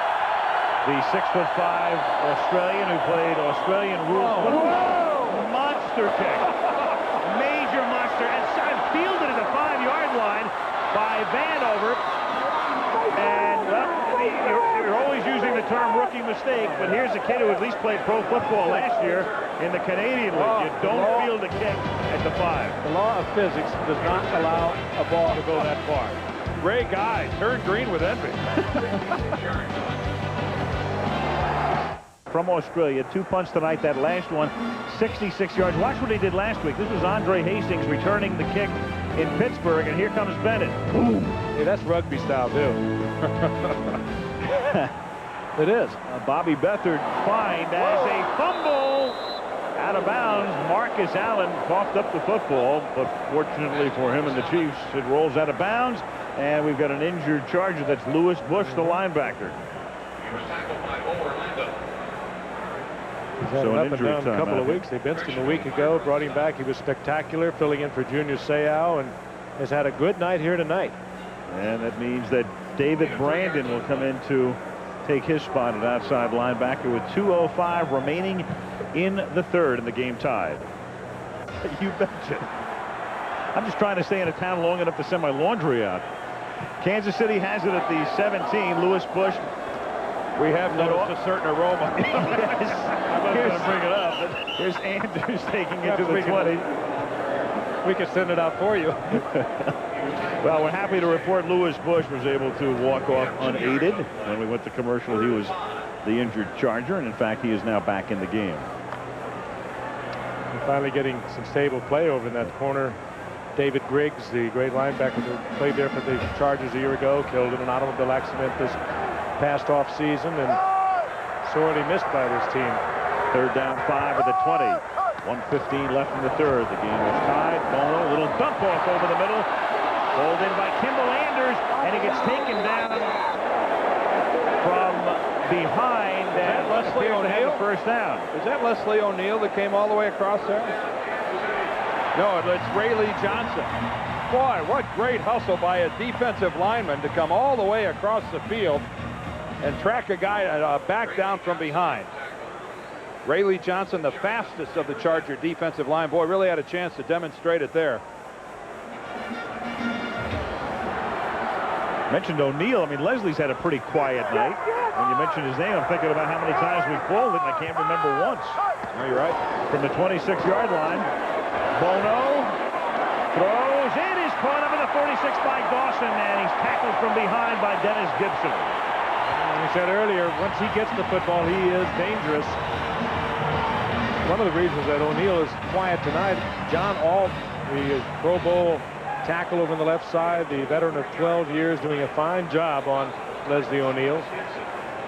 Talking to Art Shell down on the field before the game, he said, hey, just keep an eye on my guys and look at how well they're playing. And he's right. John Alt just representative of that group. End of 3. The game tied 13-13. Monday Night Football resumes after this word from our ABC stations. The Chargers, the first team since the 1935 Packers to not allow a fourth quarter point through the first 5 games of the season. As we start the fourth quarter, the game is tied, and Marcus Allen takes the ball into San Diego territory. On a 1st and 10, he picks up about 5, and Junior Seau makes the tackle. Well, 13-13 here at the beginning of the fourth. You have to wonder now if this game won't be decided by the first team that blinks. Dwayne Harper's still down on the ground. But this is normally at that stage of the ball game where a mistake ends up being the difference between winning and losing. And Dwayne Harper has been a rock over on the left side. We've documented Terrence Shaw and Willie Clark, the problems they've had on the other side. This could be a big blow for the Chargers if Harper doesn't return. An injury timeout here. Eyes and move. Was that my imagination, or was that Kenny Wolf singing in our ear? I have my IFB down. 2nd down and 6 at the 47-yard line. Dean Martin, he wasn't. Here's a reverse as Allen hands it to Vanover, and he just does get tripped up. Oh, Lewis Bush got a hand on him. Well, he made a good move, that didn't. We've heard a lot about this youngster. We talked about him earlier. Good return man. Had a 99-yard kickoff return earlier in the season for a touchdown.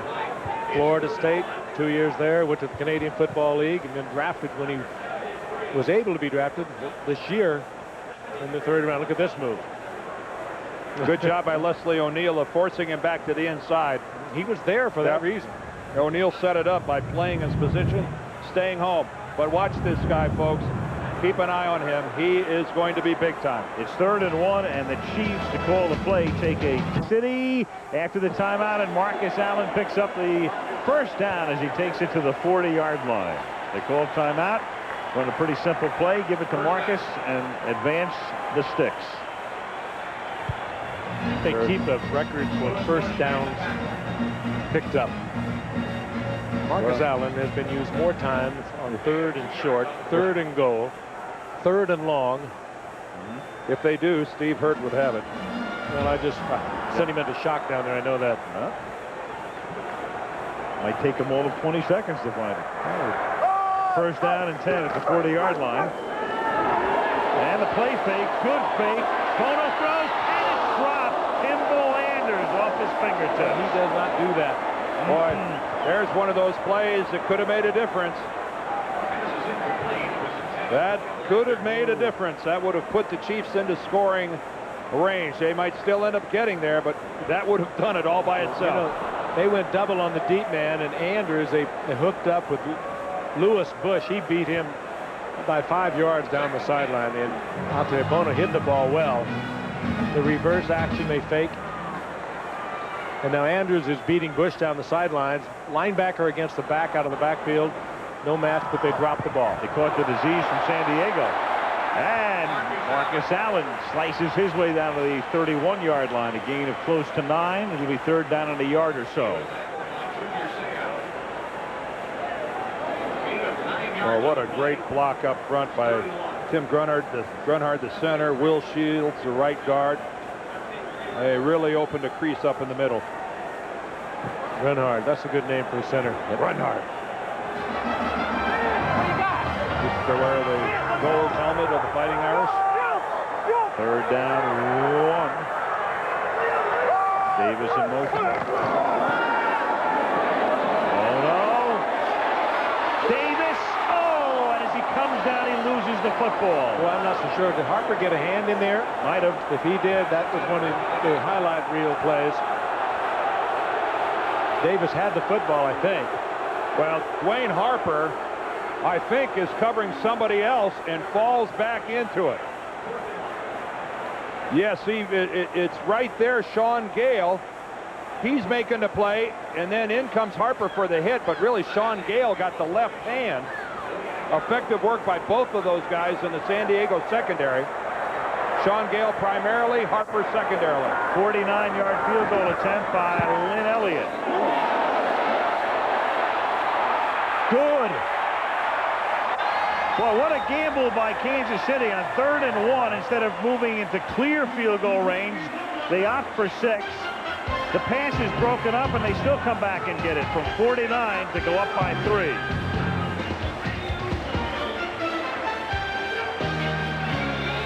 Remaining in regulation. Lynn Elliott with a 49-yard field goal to give Kansas City a 3-point advantage. And he sends this one down into the arms of Andre Coleman from the goal line behind a quintet of blockers. Up to the 26-yard line goes Andre. Monday Night Football is being brought to you by Lincoln Mercury and the complete line of 1996 Mercury automobiles.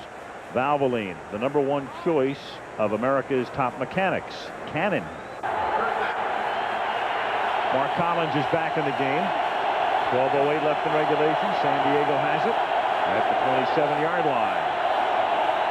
Humphreys slant. Martin makes the catch up to the 36-yard line. Appears to be a little short of the first. Dale Carter makes the tackle and is still down.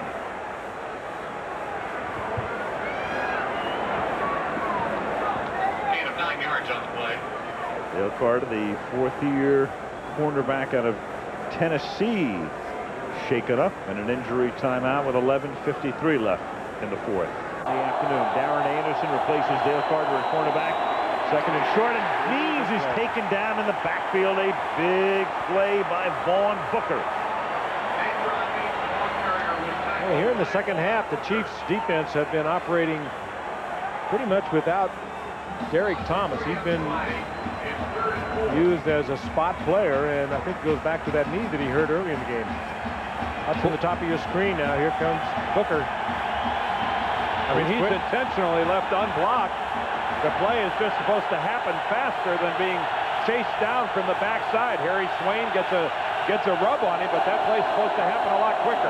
3rd and 4, flags are down. I think you got a false start here, guys. Yep, Mapuno makes the catch. Yep. I think Harry Swain, the left tackle, started out of his stance early, and blame that on crowd noise. Well, and another mistake. His 12 penalties last week. We're going to have another one. Prior to the snap, we got a false start on number 72 offense. 5-yard penalty.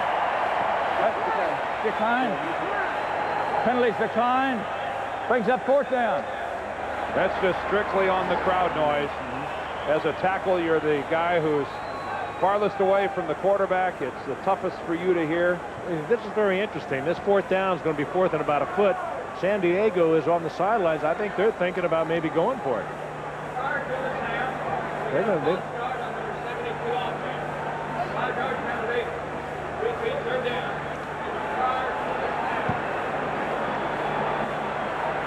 They had some.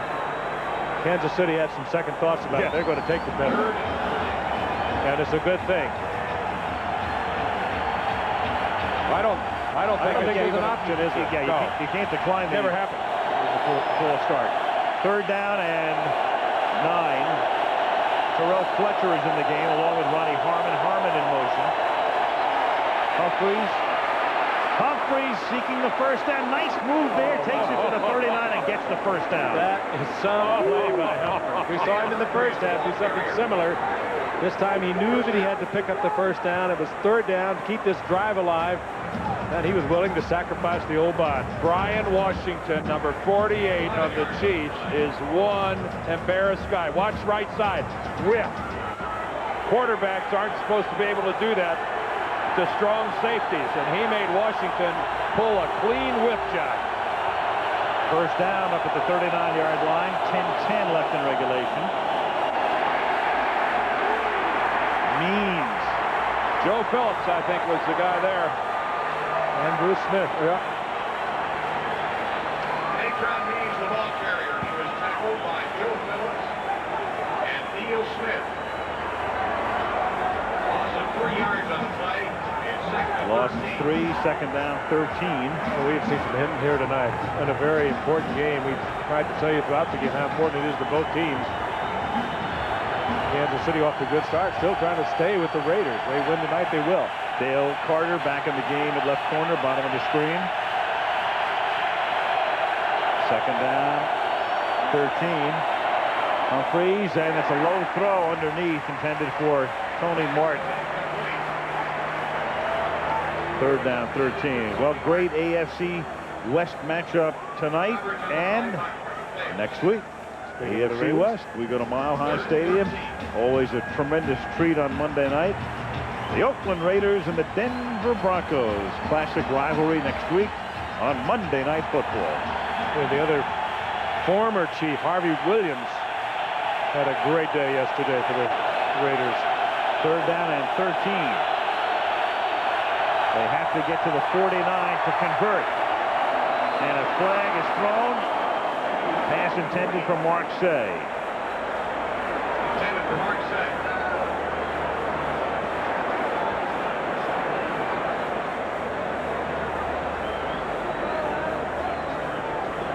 And it goes against Kansas City.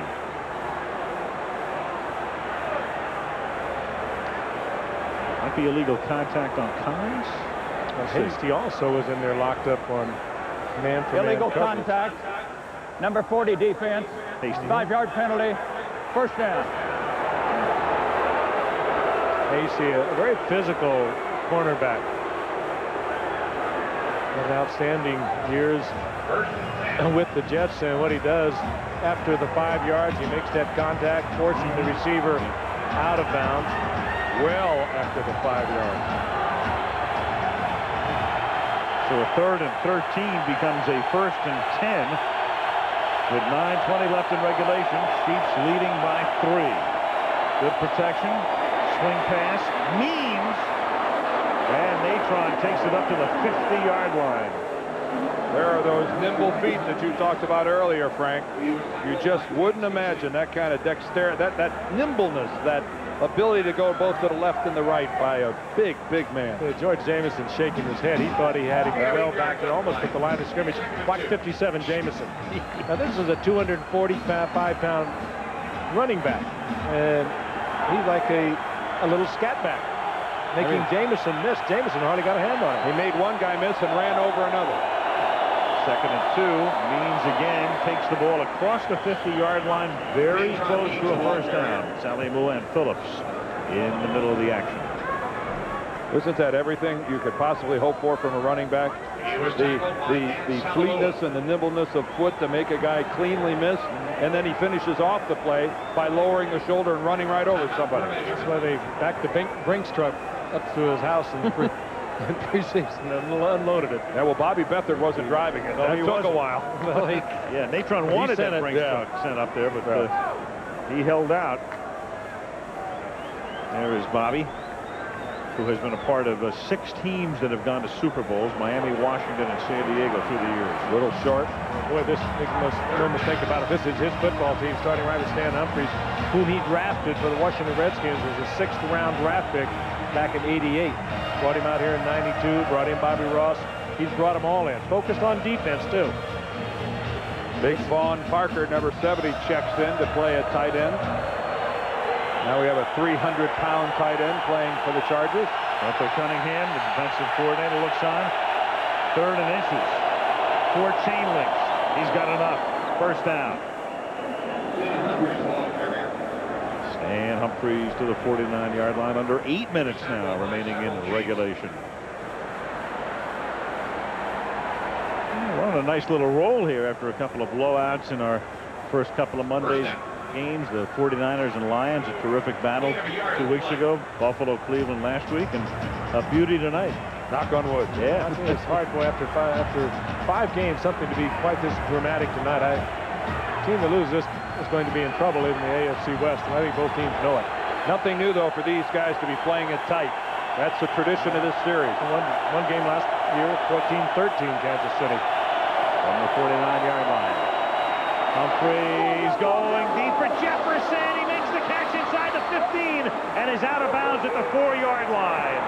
Oh, wow. Well, Jefferson and Carter were in a duel on the sidelines, and Jefferson won, but credit the offensive line for San Diego. That took at least a count of 4 or a count of 5 before he could release the football. They gave him all kinds of protection. Well, it's a tremendous move by Jefferson. Watch him stutter. Right there. You see that stutter? That just completely fools Carter. What a nice move by Sean Jefferson. But You're all right, that took aided. time. You're right, aided by the great pass protection. Oh, that's a nifty move. First and goal, and Stan Humphries will take a timeout. 6:56 left in regulation. View of Arrowhead Stadium from the Goodyear Blimp Eagles. Captain John Creighton at the helm. They didn't change that to like the Dan Deerdorf balloon or something. I loved it. It was fun. Well, I'm a pilot, and I enjoyed being up in the air. A spectacular, cool, crisp evening here in western Missouri. And right now, the Chiefs, the home team, up against their own goal line, nursing a 3-point lead. This San Diego team, you have got to admire their heart. They have been in a real battle here tonight. And just a great effort by Jefferson a moment ago, and by that offensive line to give Humphries a chance to put the ball up in the air, and he put it up there perfect. And Frank, they're the AFC champions. They're not rolling over. First and goal, inside the 4. Means the tailback. Humphries rolling, dumps it, touchdown.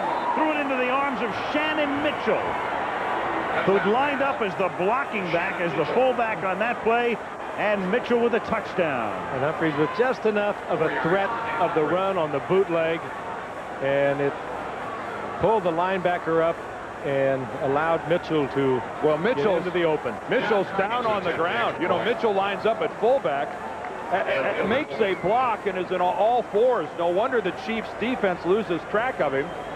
And there is the flip. Tracy Rogers almost gets a hand on it, but it's no wonder that he is wide open. That is a brilliant job of faking by Shannon Mitchell, going all the way to the ground. Mitchell's first catch of the season, first touchdown of his career. Carney puts them up by 4. There's a flag down at the line of scrimmage.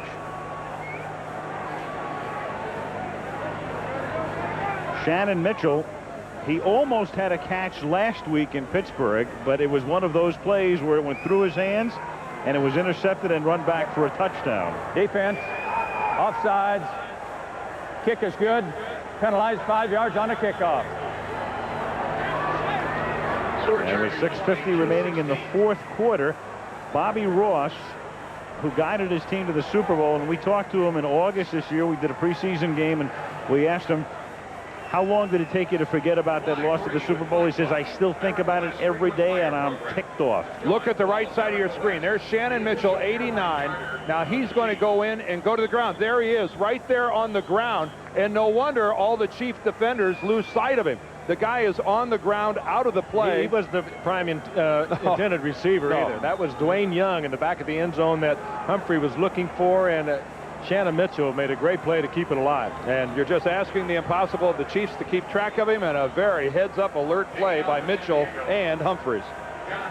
Biggest play on that drive, a penalty against James Hasty. It was 3rd and 13, and Hasty with the illegal contact from the 36-yard line of San Diego, and then Jefferson made the catch down the sideline, and in they go. Well, but Humphrey was the man on that drive. Remember the 3rd down dive for the 1st down? That play there, the pass to Jefferson, a spectacular drive by quarterback Stan Humphries.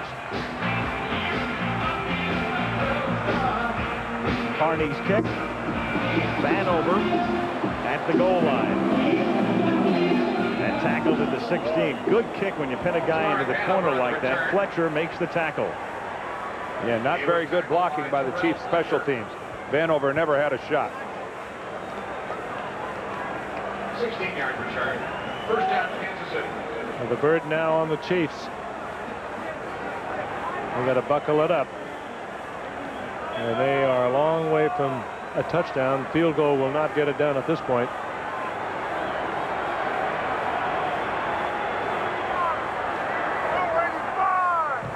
First and 10 at the 16-yard line. They begin this drive with a sweep by Marcus Allen. Little page out of the student body right days at SC, except that time the Chargers are right there to stop him after a minimal gain. Dwayne Harper with the tackle. You know, and the other thing to keep in mind here is even though Steve Bono has been around this game forever, he's not been in this situation that many times here late in the fourth quarter where his team is trailing and he's got to rally them for the winning score. This is only his 17th start over the 11 years he's been in this league. In many ways, he's still a very young quarterback in terms of pressure experience like this. 2nd and 10, a lot of pressure there, and a one-handed grab made by Walker. And Walker with a terrific catch and comes close to picking up a first down. It'll be 3rd and very short. I might point out in those 16 starts, Dan, he's 11 and 5 as a winner. There was really a defining moment this year when they were down 14-0 to the Giants. And he came back throwing a couple touchdown passes. Look at this catch by Derek Walker. But that was when I think they realized right here in Kansas City, Montana was really gone. Bono is really the man. And he did a superb job and is doing one. 3rd and a yard from the 25. Allen, whoa! That is a tremendous stop. He's just going to force Kansas City. Is that Dennis Gibson again? With Sayal. I think Sayal was the first guy. Remember, we had a replay early in the game. Sayal missed him. This time he didn't miss. Well, this is a huge play because they don't pick up the first down, and either you're forced to go for it or to kick, and if you kick, San Diego can start taking some time off the clock. Well, this is SC against SC. What a monster hit. Remember early in the game we showed it? Sayal missed. This time he didn't miss. No, he did not. You're right. Gibson got there second. That is Junior Sayal. There's Gibson from the inside. Actually, they both about hit him at the same time, don't they? What a couple of big-time hits. Actually, Gibson is on him first. Sayal comes in with the big whack. And a brilliant play by the Chargers defensively. And on 4th down and a short one, the Chiefs have to kick. Less than 5 minutes to go. And now San Diego has the opportunity, when they get the ball back clearly, to take some time off the clock and perhaps make Kansas City use its remaining timeouts, which number 2. Aguiar, the league's leading punter, coming into the game. Coleman from his 29 drops the football and just falls on it.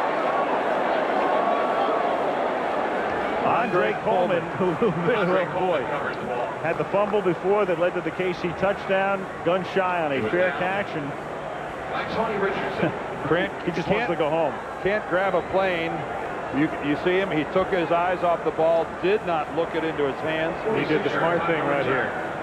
First down, San Diego. Cover it. Lucky it didn't bounce any further away from him than it did. Well, he handles the ball like all good punt return men do. He does it with the hands.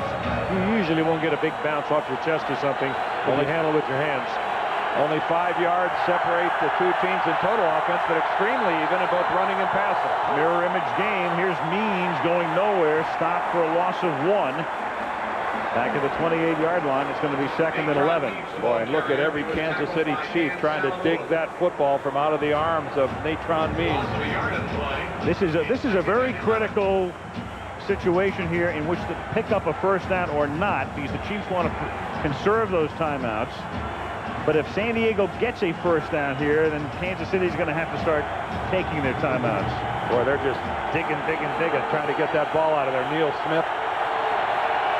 This is time for two-handed ball coverage by the Chargers. That's all they're talking about in the defensive huddle. Let's 2nd and 11, and here is Means going nowhere. Dragged down by Saliamua. Clock ticks down to 3:50. The Chargers going without Eric Moulton. He is out of the game with a bruised right knee now, and Joe Kukuzo takes his spot at guard, left guard. I'll tell you, for an interior lineman, Dan Saliamua, at 6 feet tall, 315 pounds, he's about as quick as you're going to find.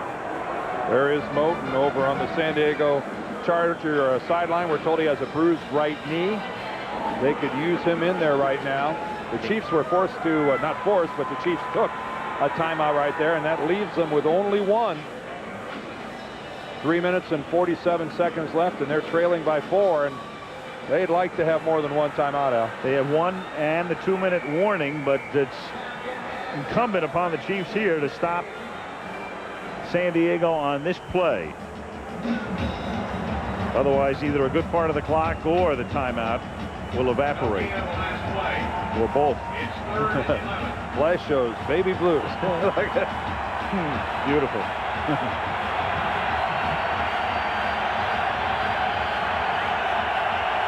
at the 28. 3rd and 11.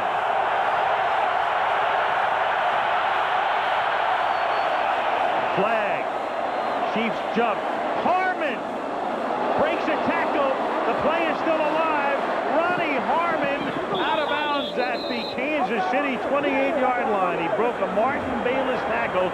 Neil Smith had come across the line. I don't think he was drawn up, so it's going to work against Kansas City.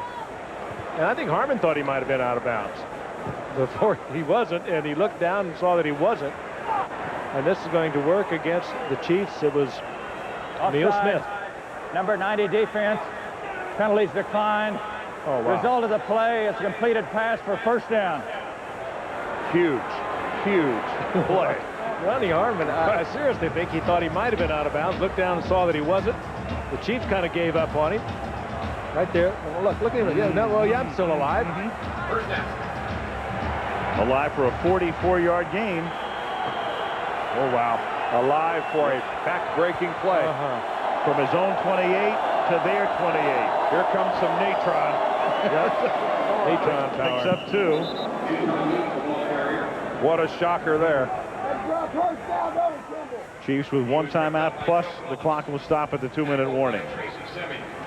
Just like to say hello to Tony DiPardo. He's a musical director, guys, here for the Kansas City Chiefs. He's never missed a game since they came to Kansas City.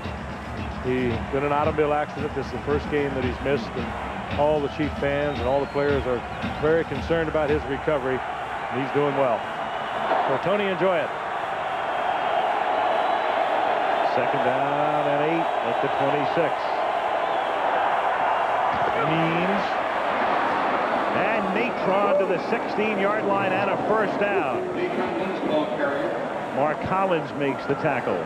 Well, we have seen here in the 4th quarter, and it started to happen in the 3rd quarter. You touched on it earlier, Frank. This San Diego Charger offensive line, huge and physical, beginning to assert themselves. And there was an excellent illustration of it right there. Monster hole in the Kansas City defensive line. I'll tell you, that play by Harmon took a lot out of the Chiefs. 2:25. Clock running. First down, 17. Harmon tackled back of the line of scrimmage by Vaughn Booker. Now Kansas City takes its last timeout. That'll stop the clock with 2:16. Then the 2-minute warning will stop the clock, and if they hold them, it will be 3rd down. And then at least hold them to a field goal attempt, which would keep them very much in the game, down by 7, but without a timeout. Maybe a minute left on the clock if they get the ball back. We started tonight talking about San Diego, and Bobby Ross last night telling us this game will tell us a lot about ourselves. This was a critical game for the San Diego Chargers. Swing game in a way to stay right in the race, and Dallas coming up on Sunday. Still, they have made a lot of mistakes. They have hurt themselves tonight. If they were to play a more perfect game, as we look at Bobby Bettler, the man who put this together, if they would not have had all those penalties, the drop passes even in this game, this sucker might not be this close. They have again continued to hurt themselves, even though they are in great shape at the moment. This is the time of the game where you're feeling what's been happening for the last 3 hours. You are tired, you are whipped, you are sore, you're in pain, and you're in trouble. And still, you got to try to come up with a big play. 2nd down, 14 from the 21-yard line. Humphries is going to throw and completes it to the 10-yard line, and that'll write a finish to it as Dwayne Young makes the tackle, but Humphries gets whacked by Neil Smith. And Stan is dangling that right arm. Oh, he's tough. Remember a year ago he dislocated his elbow, and Stan missed 1 game, but this looks like it's going to be a shoulder. Gail Gilbert is the backup quarterback. We come to the 2-minute warning. The Chargers can run the clock out. But what about Stan? Balance. He falls on that elbow, the worst place you can fall. On behalf of the Chiefs organization, players and coaches. Dan Humphries. Now watch Humphries goes down. He puts the right arm out, lands on the elbow, and that shock generates into the shoulder, and he tried to come back out onto the field, and he realized he couldn't do it, and he has gone out, and Gail Gilbert has come in, and this is Stan Humphries on the sidelines, and there has to be a lot of concern because that is his throwing arm. And they have done the wise thing with Gilbert in here. You must cleanly handle now the center quarterback exchange. Well, Humphries came back out. He was going to try it and realized he couldn't do it. Well, they can just run a couple of plays and run the clock out. It's 3rd down and 2. If they can pick up the 1st down here. As stopped just short of the 10-yard line is Natron Means. Boy, Anthony Davis gets in there, I believe, and makes a big tackle. By Anthony Davis. But do you kick the field goal to give you a 7-point lead, or do you run the ball again and get the clock started? Well, I kick the field goal, I think, because if you come up short, the clock stops at the end of the play. At the 11-yard line, they're going to take it all the way down to 1 on the play clock if they can, and then stop the clock with a timeout. I can't imagine that they wouldn't kick the field goal. I can't imagine either. Protect yourself with a 7-point lead. The worst that can happen to you is A, you either go into overtime if they tie it. You could lose it if they go for the 2. And it's a chip shot. Yeah, so I can't put the 3 up there. And we got one of the best kickers ever to kick in this game. John Carney, who's made 2 tonight, 1 from 28, 1 from 36. 1:16 remaining. When the Chiefs get the ball back, they do not have a timeout.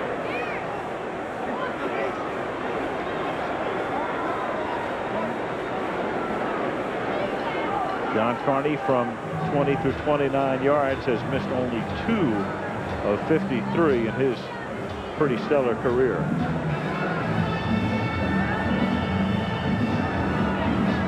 Right now, the Chiefs wish that Albert Lewis was still playing. The great cornerback of the Chiefs, very adept in blocking field goals and punts. Alex Spanos there on the right, Bobby Beathard on the left. Neither one are looking mightily concerned about what happens here with this John Carney field goal. 29-yard attempt, and that is good. Score Chargers 23, Chiefs 16.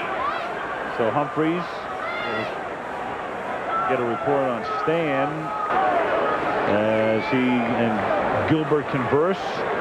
He goes out on the field to administer some left-handed high fives. This is a guy playing hurt. What emotion, what leadership, what a player. He is the real deal. Yeah, you go back to the very beginning of tonight's game. After about 4 or 5 plays, it looked like he might have to come out for the rest of the night in obvious agony, and there he is with 1:12 remaining. Arrowhead pretty quiet right now. It's going to get noisy in a minute, though, again. Well, if the Chargers, if Carney kicks it deep, we'll get another chance to see what Tamarick Vanover can do. Paul Hackett, the offensive coordinator, what kind of plays does he have in store? No timeouts to work with. Again, the clock not the friend of the Chiefs. Vanover with the Florida State. Marcus Allen, you saw the 3rd youngest player, and then one of the oldest in the league. Vanover ran a kickoff back for a touchdown against Seattle on opening day for 99 yards. First time he'd ever touched the ball in the NFL. Well, he's got this one at the 1. Does history repeat itself? Not even close, up to the 21-yard line. So they'll have to move 79 yards in 66 seconds with nary a timeout. Well, I think the guy you got to look to in this situation is number 84, Willie Davis. He's the fastest of the Chiefs wide receivers. Vanover probably is a little faster than Davis, but Davis has been the go-to guy. Well, they can't look to get it in one shot. They're going to have to get a lot of it in about 3 different pieces. Yeah, they need a 30-yard piece somewhere in the puzzle. Davis and Slaughter both sent to the left and Dawson to the right, and it's tipped at the line of scrimmage and incomplete. Will be 2nd down and 10. That time obviously looking to get the ball to Andrews on the short pass and getting a big run after the completion. And Bono and Ray Lee Johnson again. Lee Johnson, he's played a great game for the Chargers tonight. This guy's been everywhere. Of course, what a superb athlete. Guy covers a lot of ground. Not that big, 6'3", about 260, 265. 2nd down, 10 from the 21.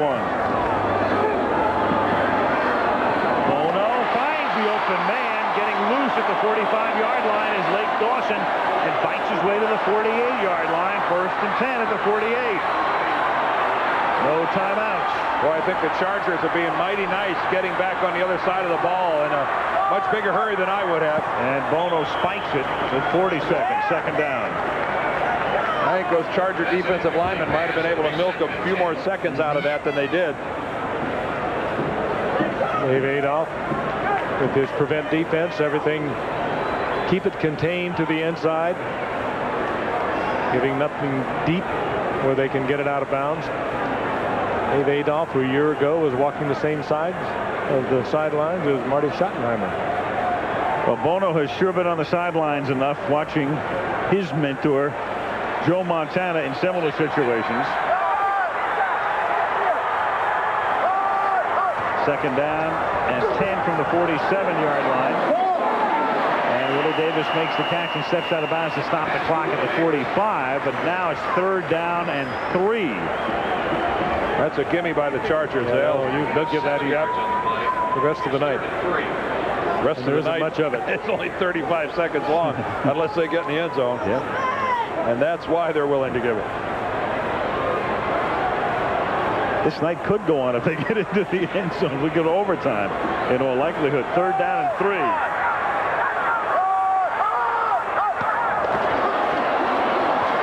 Bono throws. The catch is made, and out of bounds goes Allen, and he picks up the 1st down.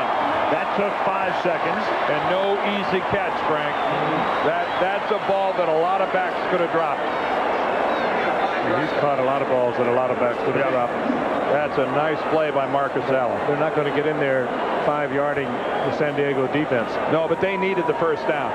That's the time that they had to go for the short yardage play to pick up the 1st down. Had to convert. Now they can take 4 shots at the end zone if need be.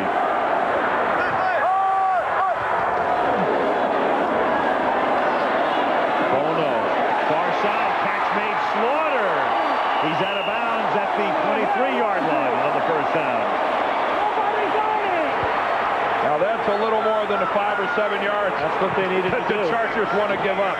That's too easy. They could even think over the middle for one play. Get it in close. This is Slaughter.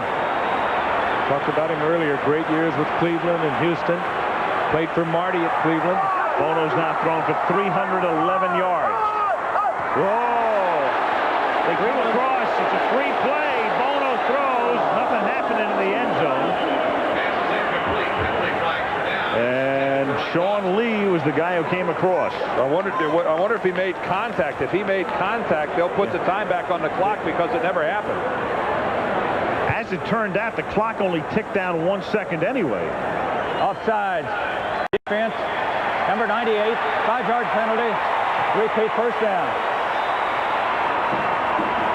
Well, if he didn't make contact with a Kansas City offensive lineman, a lot more time than that should have run off the clock. Well, exactly.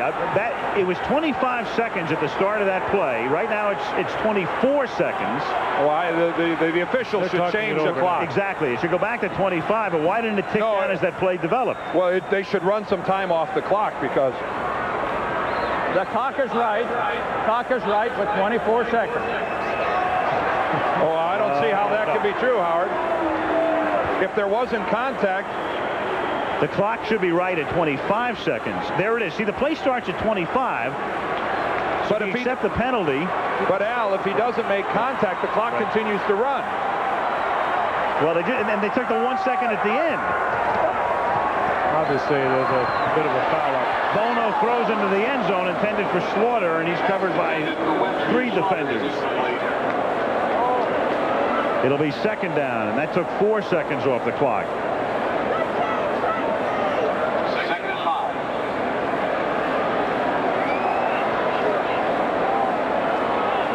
See, I think San Diego has come out on the short end of the clock here. Actually, they started that very late into that play. That clock should have started at the snap of the football and continued to run. 2nd down from the 18-yard line. Bono throws. The catch is made. Touchdown. Derek Ward.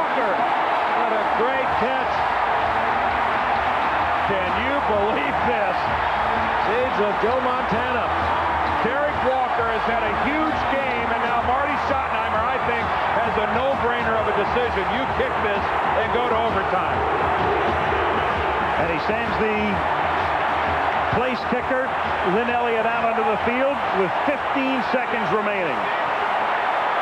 Pete Cash, the tight end who would be starting, unable to play tonight. Derek Walker has turned in a fine game, and this probably the crowning play of his NFL career. Elliott now to try to tie the game, and keep in mind, Stan Humphries may be done. Game is tied. What a drive. And don't think that the Stan Humphries injury does not come into the thinking of Marty Schottenheimer when he's looking at tying up this ball game with 15 seconds left. Boy, this game was in the bank for the San Diego Chargers, and I talked at the beginning of this drive about Steve Bono not having been in this situation many times before. He has passed the test big time. So it's going to fall to Gail Gilbert, it appears, for the Chargers. Boy, what a strike. What a strike. Yes, sir. The Chargers came into this game yielding the fewest yards per game and the fewest passing yards per game in the NFL this season. And Kansas City goes 79 yards in 57 seconds without a timeout.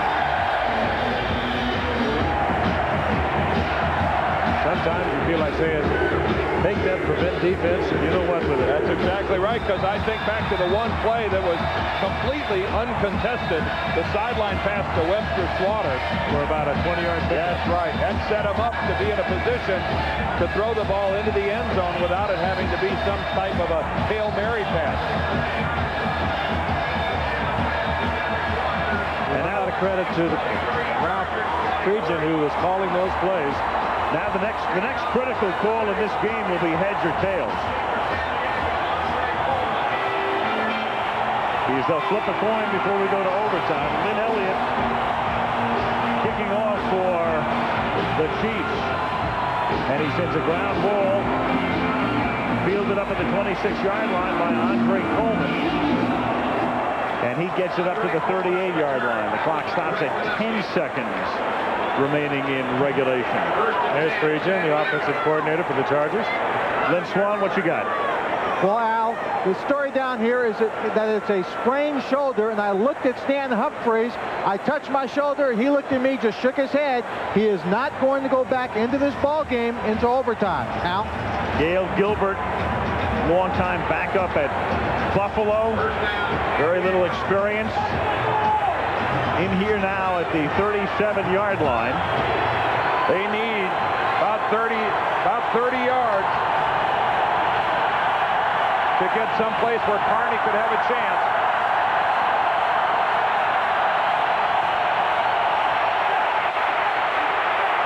Gilbert throws, and it took 5 seconds, incomplete, intended for Tony Martin.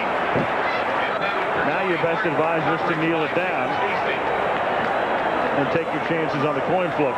Second and 10. No, I think you throw one down there and hope for an interference call. Exactly. Yep. Cool. Hail Mary. Yeah, even though the clock would expire, it can end on a defensive penalty. If the Chiefs would get called for a defensive penalty, you could run Carney out there and kick it. You could also have an interception, run back for a touchdown, something that happened to him twice last week.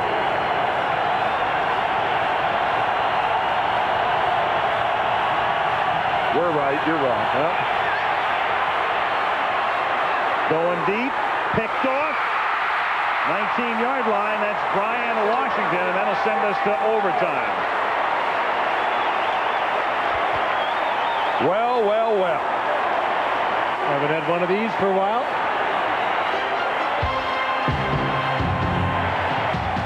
To overtime we go, and back we come after this from our AB. Four of them yesterday. Gary Anderson's field goal won the Philadelphia-Washington game from 35 yards. It was good. A field goal in Miami, culminating Indianapolis's comeback from 21 down to beat the Dolphins 27-24. Houston and Minnesota, and this one ended with a touchdown run from the 20-yard line. Robert Smith took it into the end zone as the Vikings took care of the Houston Oilers.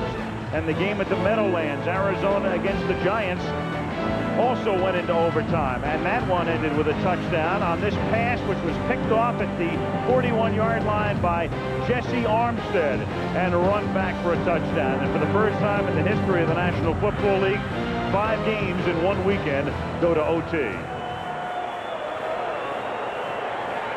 And San Diego receiving the kick, Lynn Elliott. Kicking off from the 30-yard line, Andre Coleman back deep inside the 5. And now a huge burden falls on all the members of the Charger offensive team to help out Gail Gilbert. Gilbert started one game last year and lost that in Atlanta. Of course, he spent so many years behind Jim Kelly in Buffalo. 4-yard line, Andre Coleman. Up past the 25, taken down at the 28-yard line. Tackle made by Darren Anderson. Gail Gilbert has been in the National Football League since 1985. He has made 3 starts. One last year, as I mentioned, against Atlanta when Humphreys was recovering from a dislocated elbow, and so many years up at Buffalo. Started out in Seattle, I think. Spent a couple of years there out of the University of California. This is a situation, though, where their line has to block better than they've blocked all day. The receivers have got to catch everything. Everybody needs to pick it up a notch. Gilbert, swing pass, Natron Means picks up 4, tackled by Neil Smith.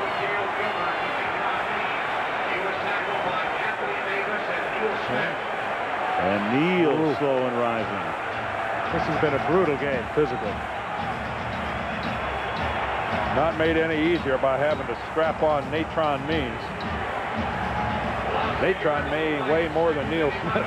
Hey, when you can be a defensive lineman, slip along the line of scrimmage and dump Means for a loss, you're doing a good job. 2nd and 11, the catch is made. It's Tony Martin taking it up to the 36-yard line. James Hasty makes the stop. It'll be 3rd down and 2. In overtime, it's played with 4th quarter rules. Teams have 2 timeouts. Well thrown and right on the numbers. This time Tony Martin looking it in, concentrating, and a fine pass by Gilbert. Yeah, he threw that like he's been in all day. 3rd down and a long 2.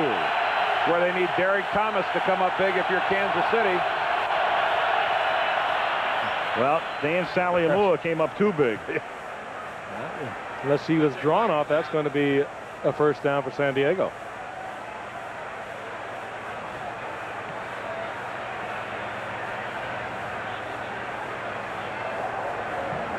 Encroachment on a defense. Contact by the nose guard prior to the snap. 5-yard penalty. 1st down. 1st down. That's making it way too easy. And San Diego up in pretty good field position here. Your own 40-yard line. And if I'm San Diego, I like what I saw on that quick slant thrown by Gilbert.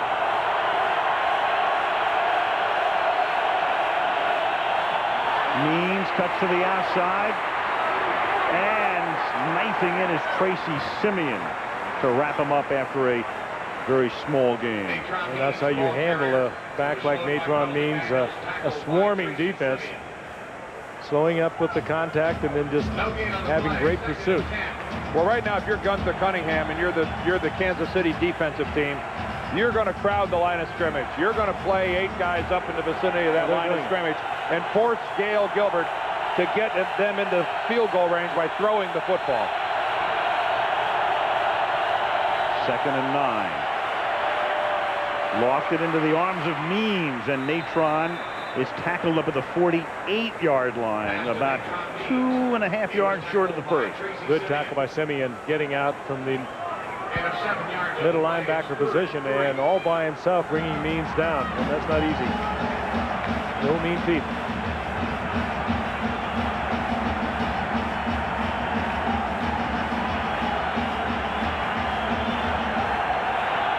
Two minutes, 45 seconds into overtime.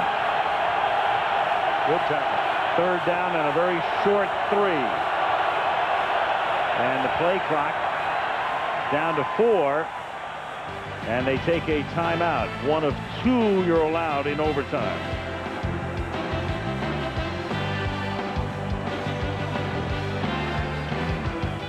In a very tense game in overtime. Mentioned before, the rules are the same as they are in the fourth quarter of a game, outside of the fact the team is allowed 2 timeouts. San Diego just used 1. We played 2 minutes and 57 seconds. Sudden death overtime. San Diego third down and a short 3.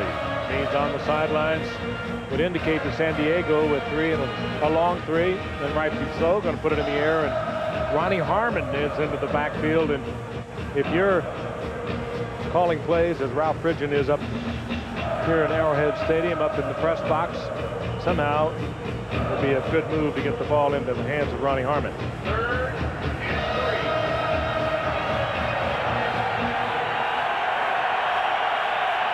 Third down, short 3.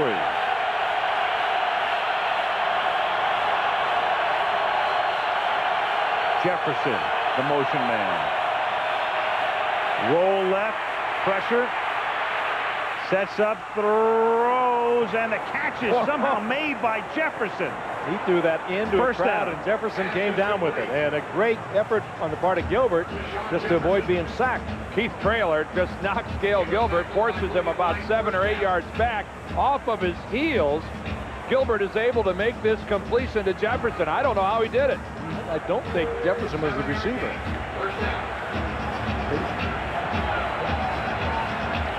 What a play. I'm not sure that Tony Martin wasn't the intended receiver. I think he was.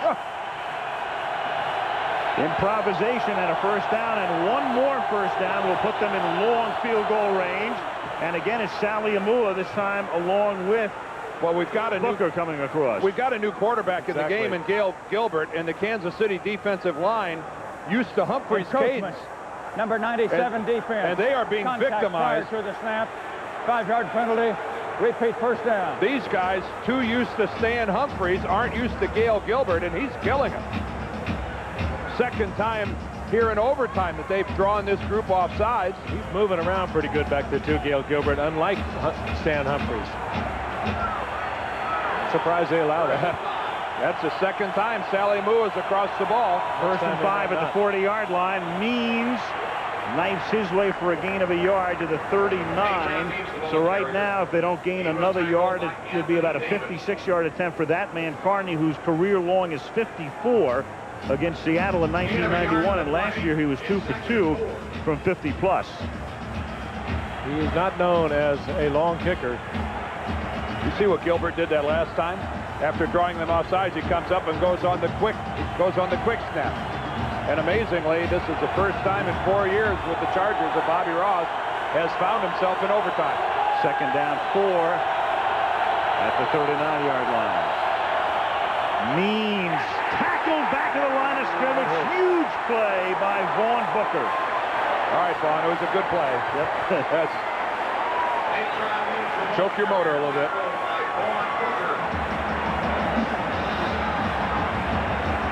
Means tackled back at the 43-yard line. Loss of 4 yards on the play. It's 3rd and 8. Third down and 8. That was a stellar play right there. It takes a big hit to knock Natron Means backwards. And that's what Booker was able to do. Well, but if you got him going laterally, you've got him. Looked like Booker T and the MGs at the end of that. Goodbye. He's swallowed up at the 50. Neil Smith and Derek Thomas. They were big when they had to be.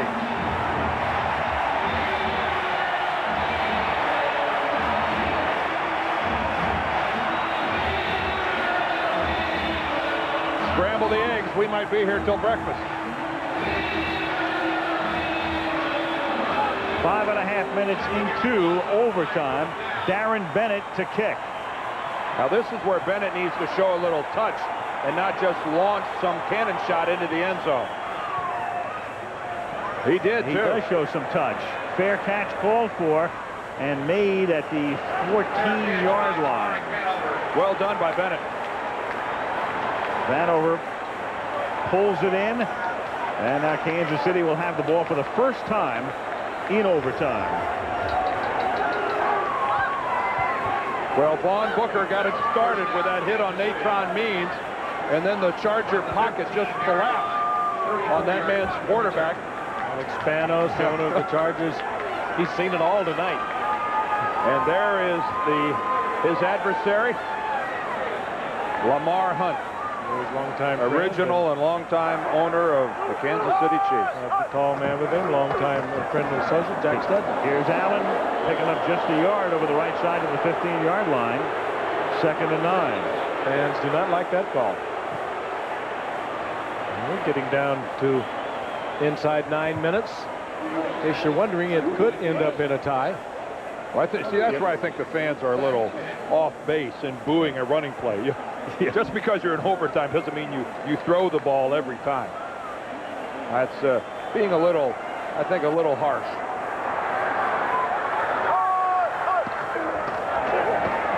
On 2nd and 9 throws. And unbelievable. Lewis Bush had it at about the 22-yard line and couldn't handle it.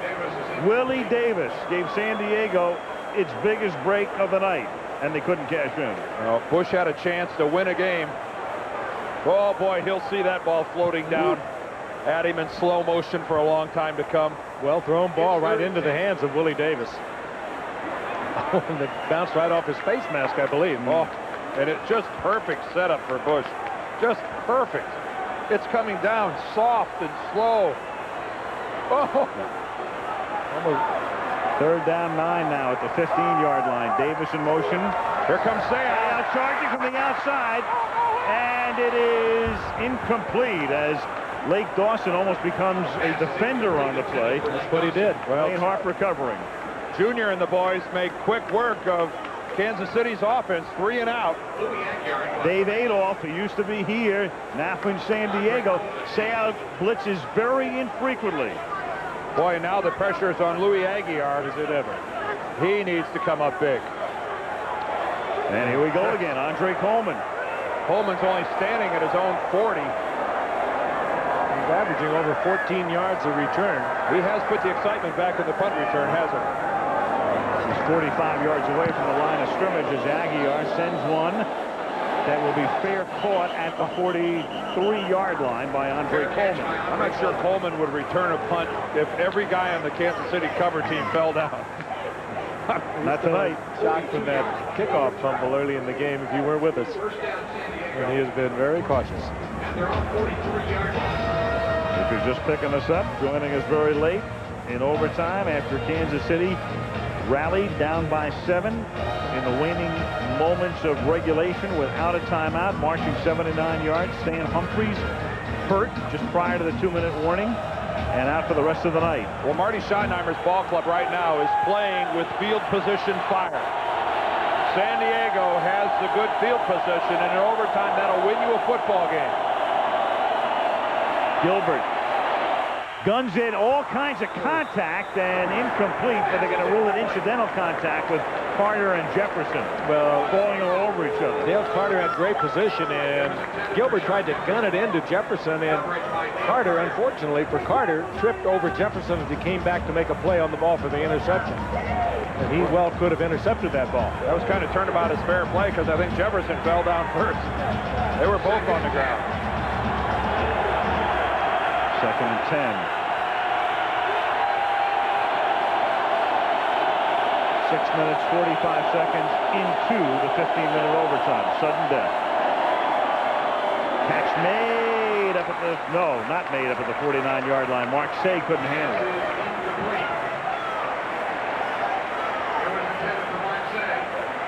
Collins with the coverage. 3rd down now, 3rd and 10. Now the pressure really on Gilbert. He'll get pressure from the Kansas City Chiefs defense. He has to take this ball upfield if he's looking for a first down. As we look at Say coming across the middle, another one he should have had and didn't have. Boy, these guys drop a lot of passes. But Gilbert has got to try to get the completion, but also avoid the turnover. 3rd down and 10. Gilbert, as he goes down, throws, and that's dropped and incomplete. Neil Smith, I think, was the guy.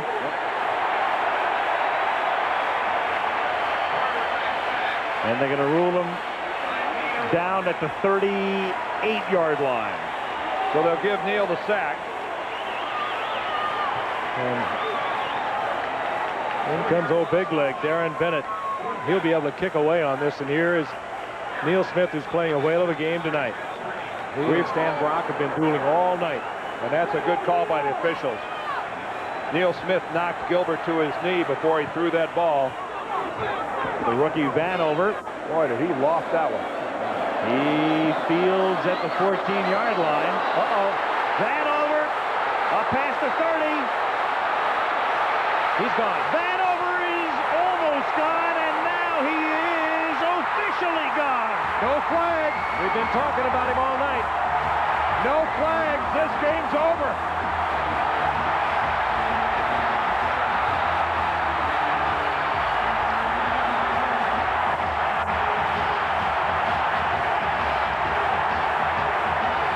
We didn't have to wait that long, Dan.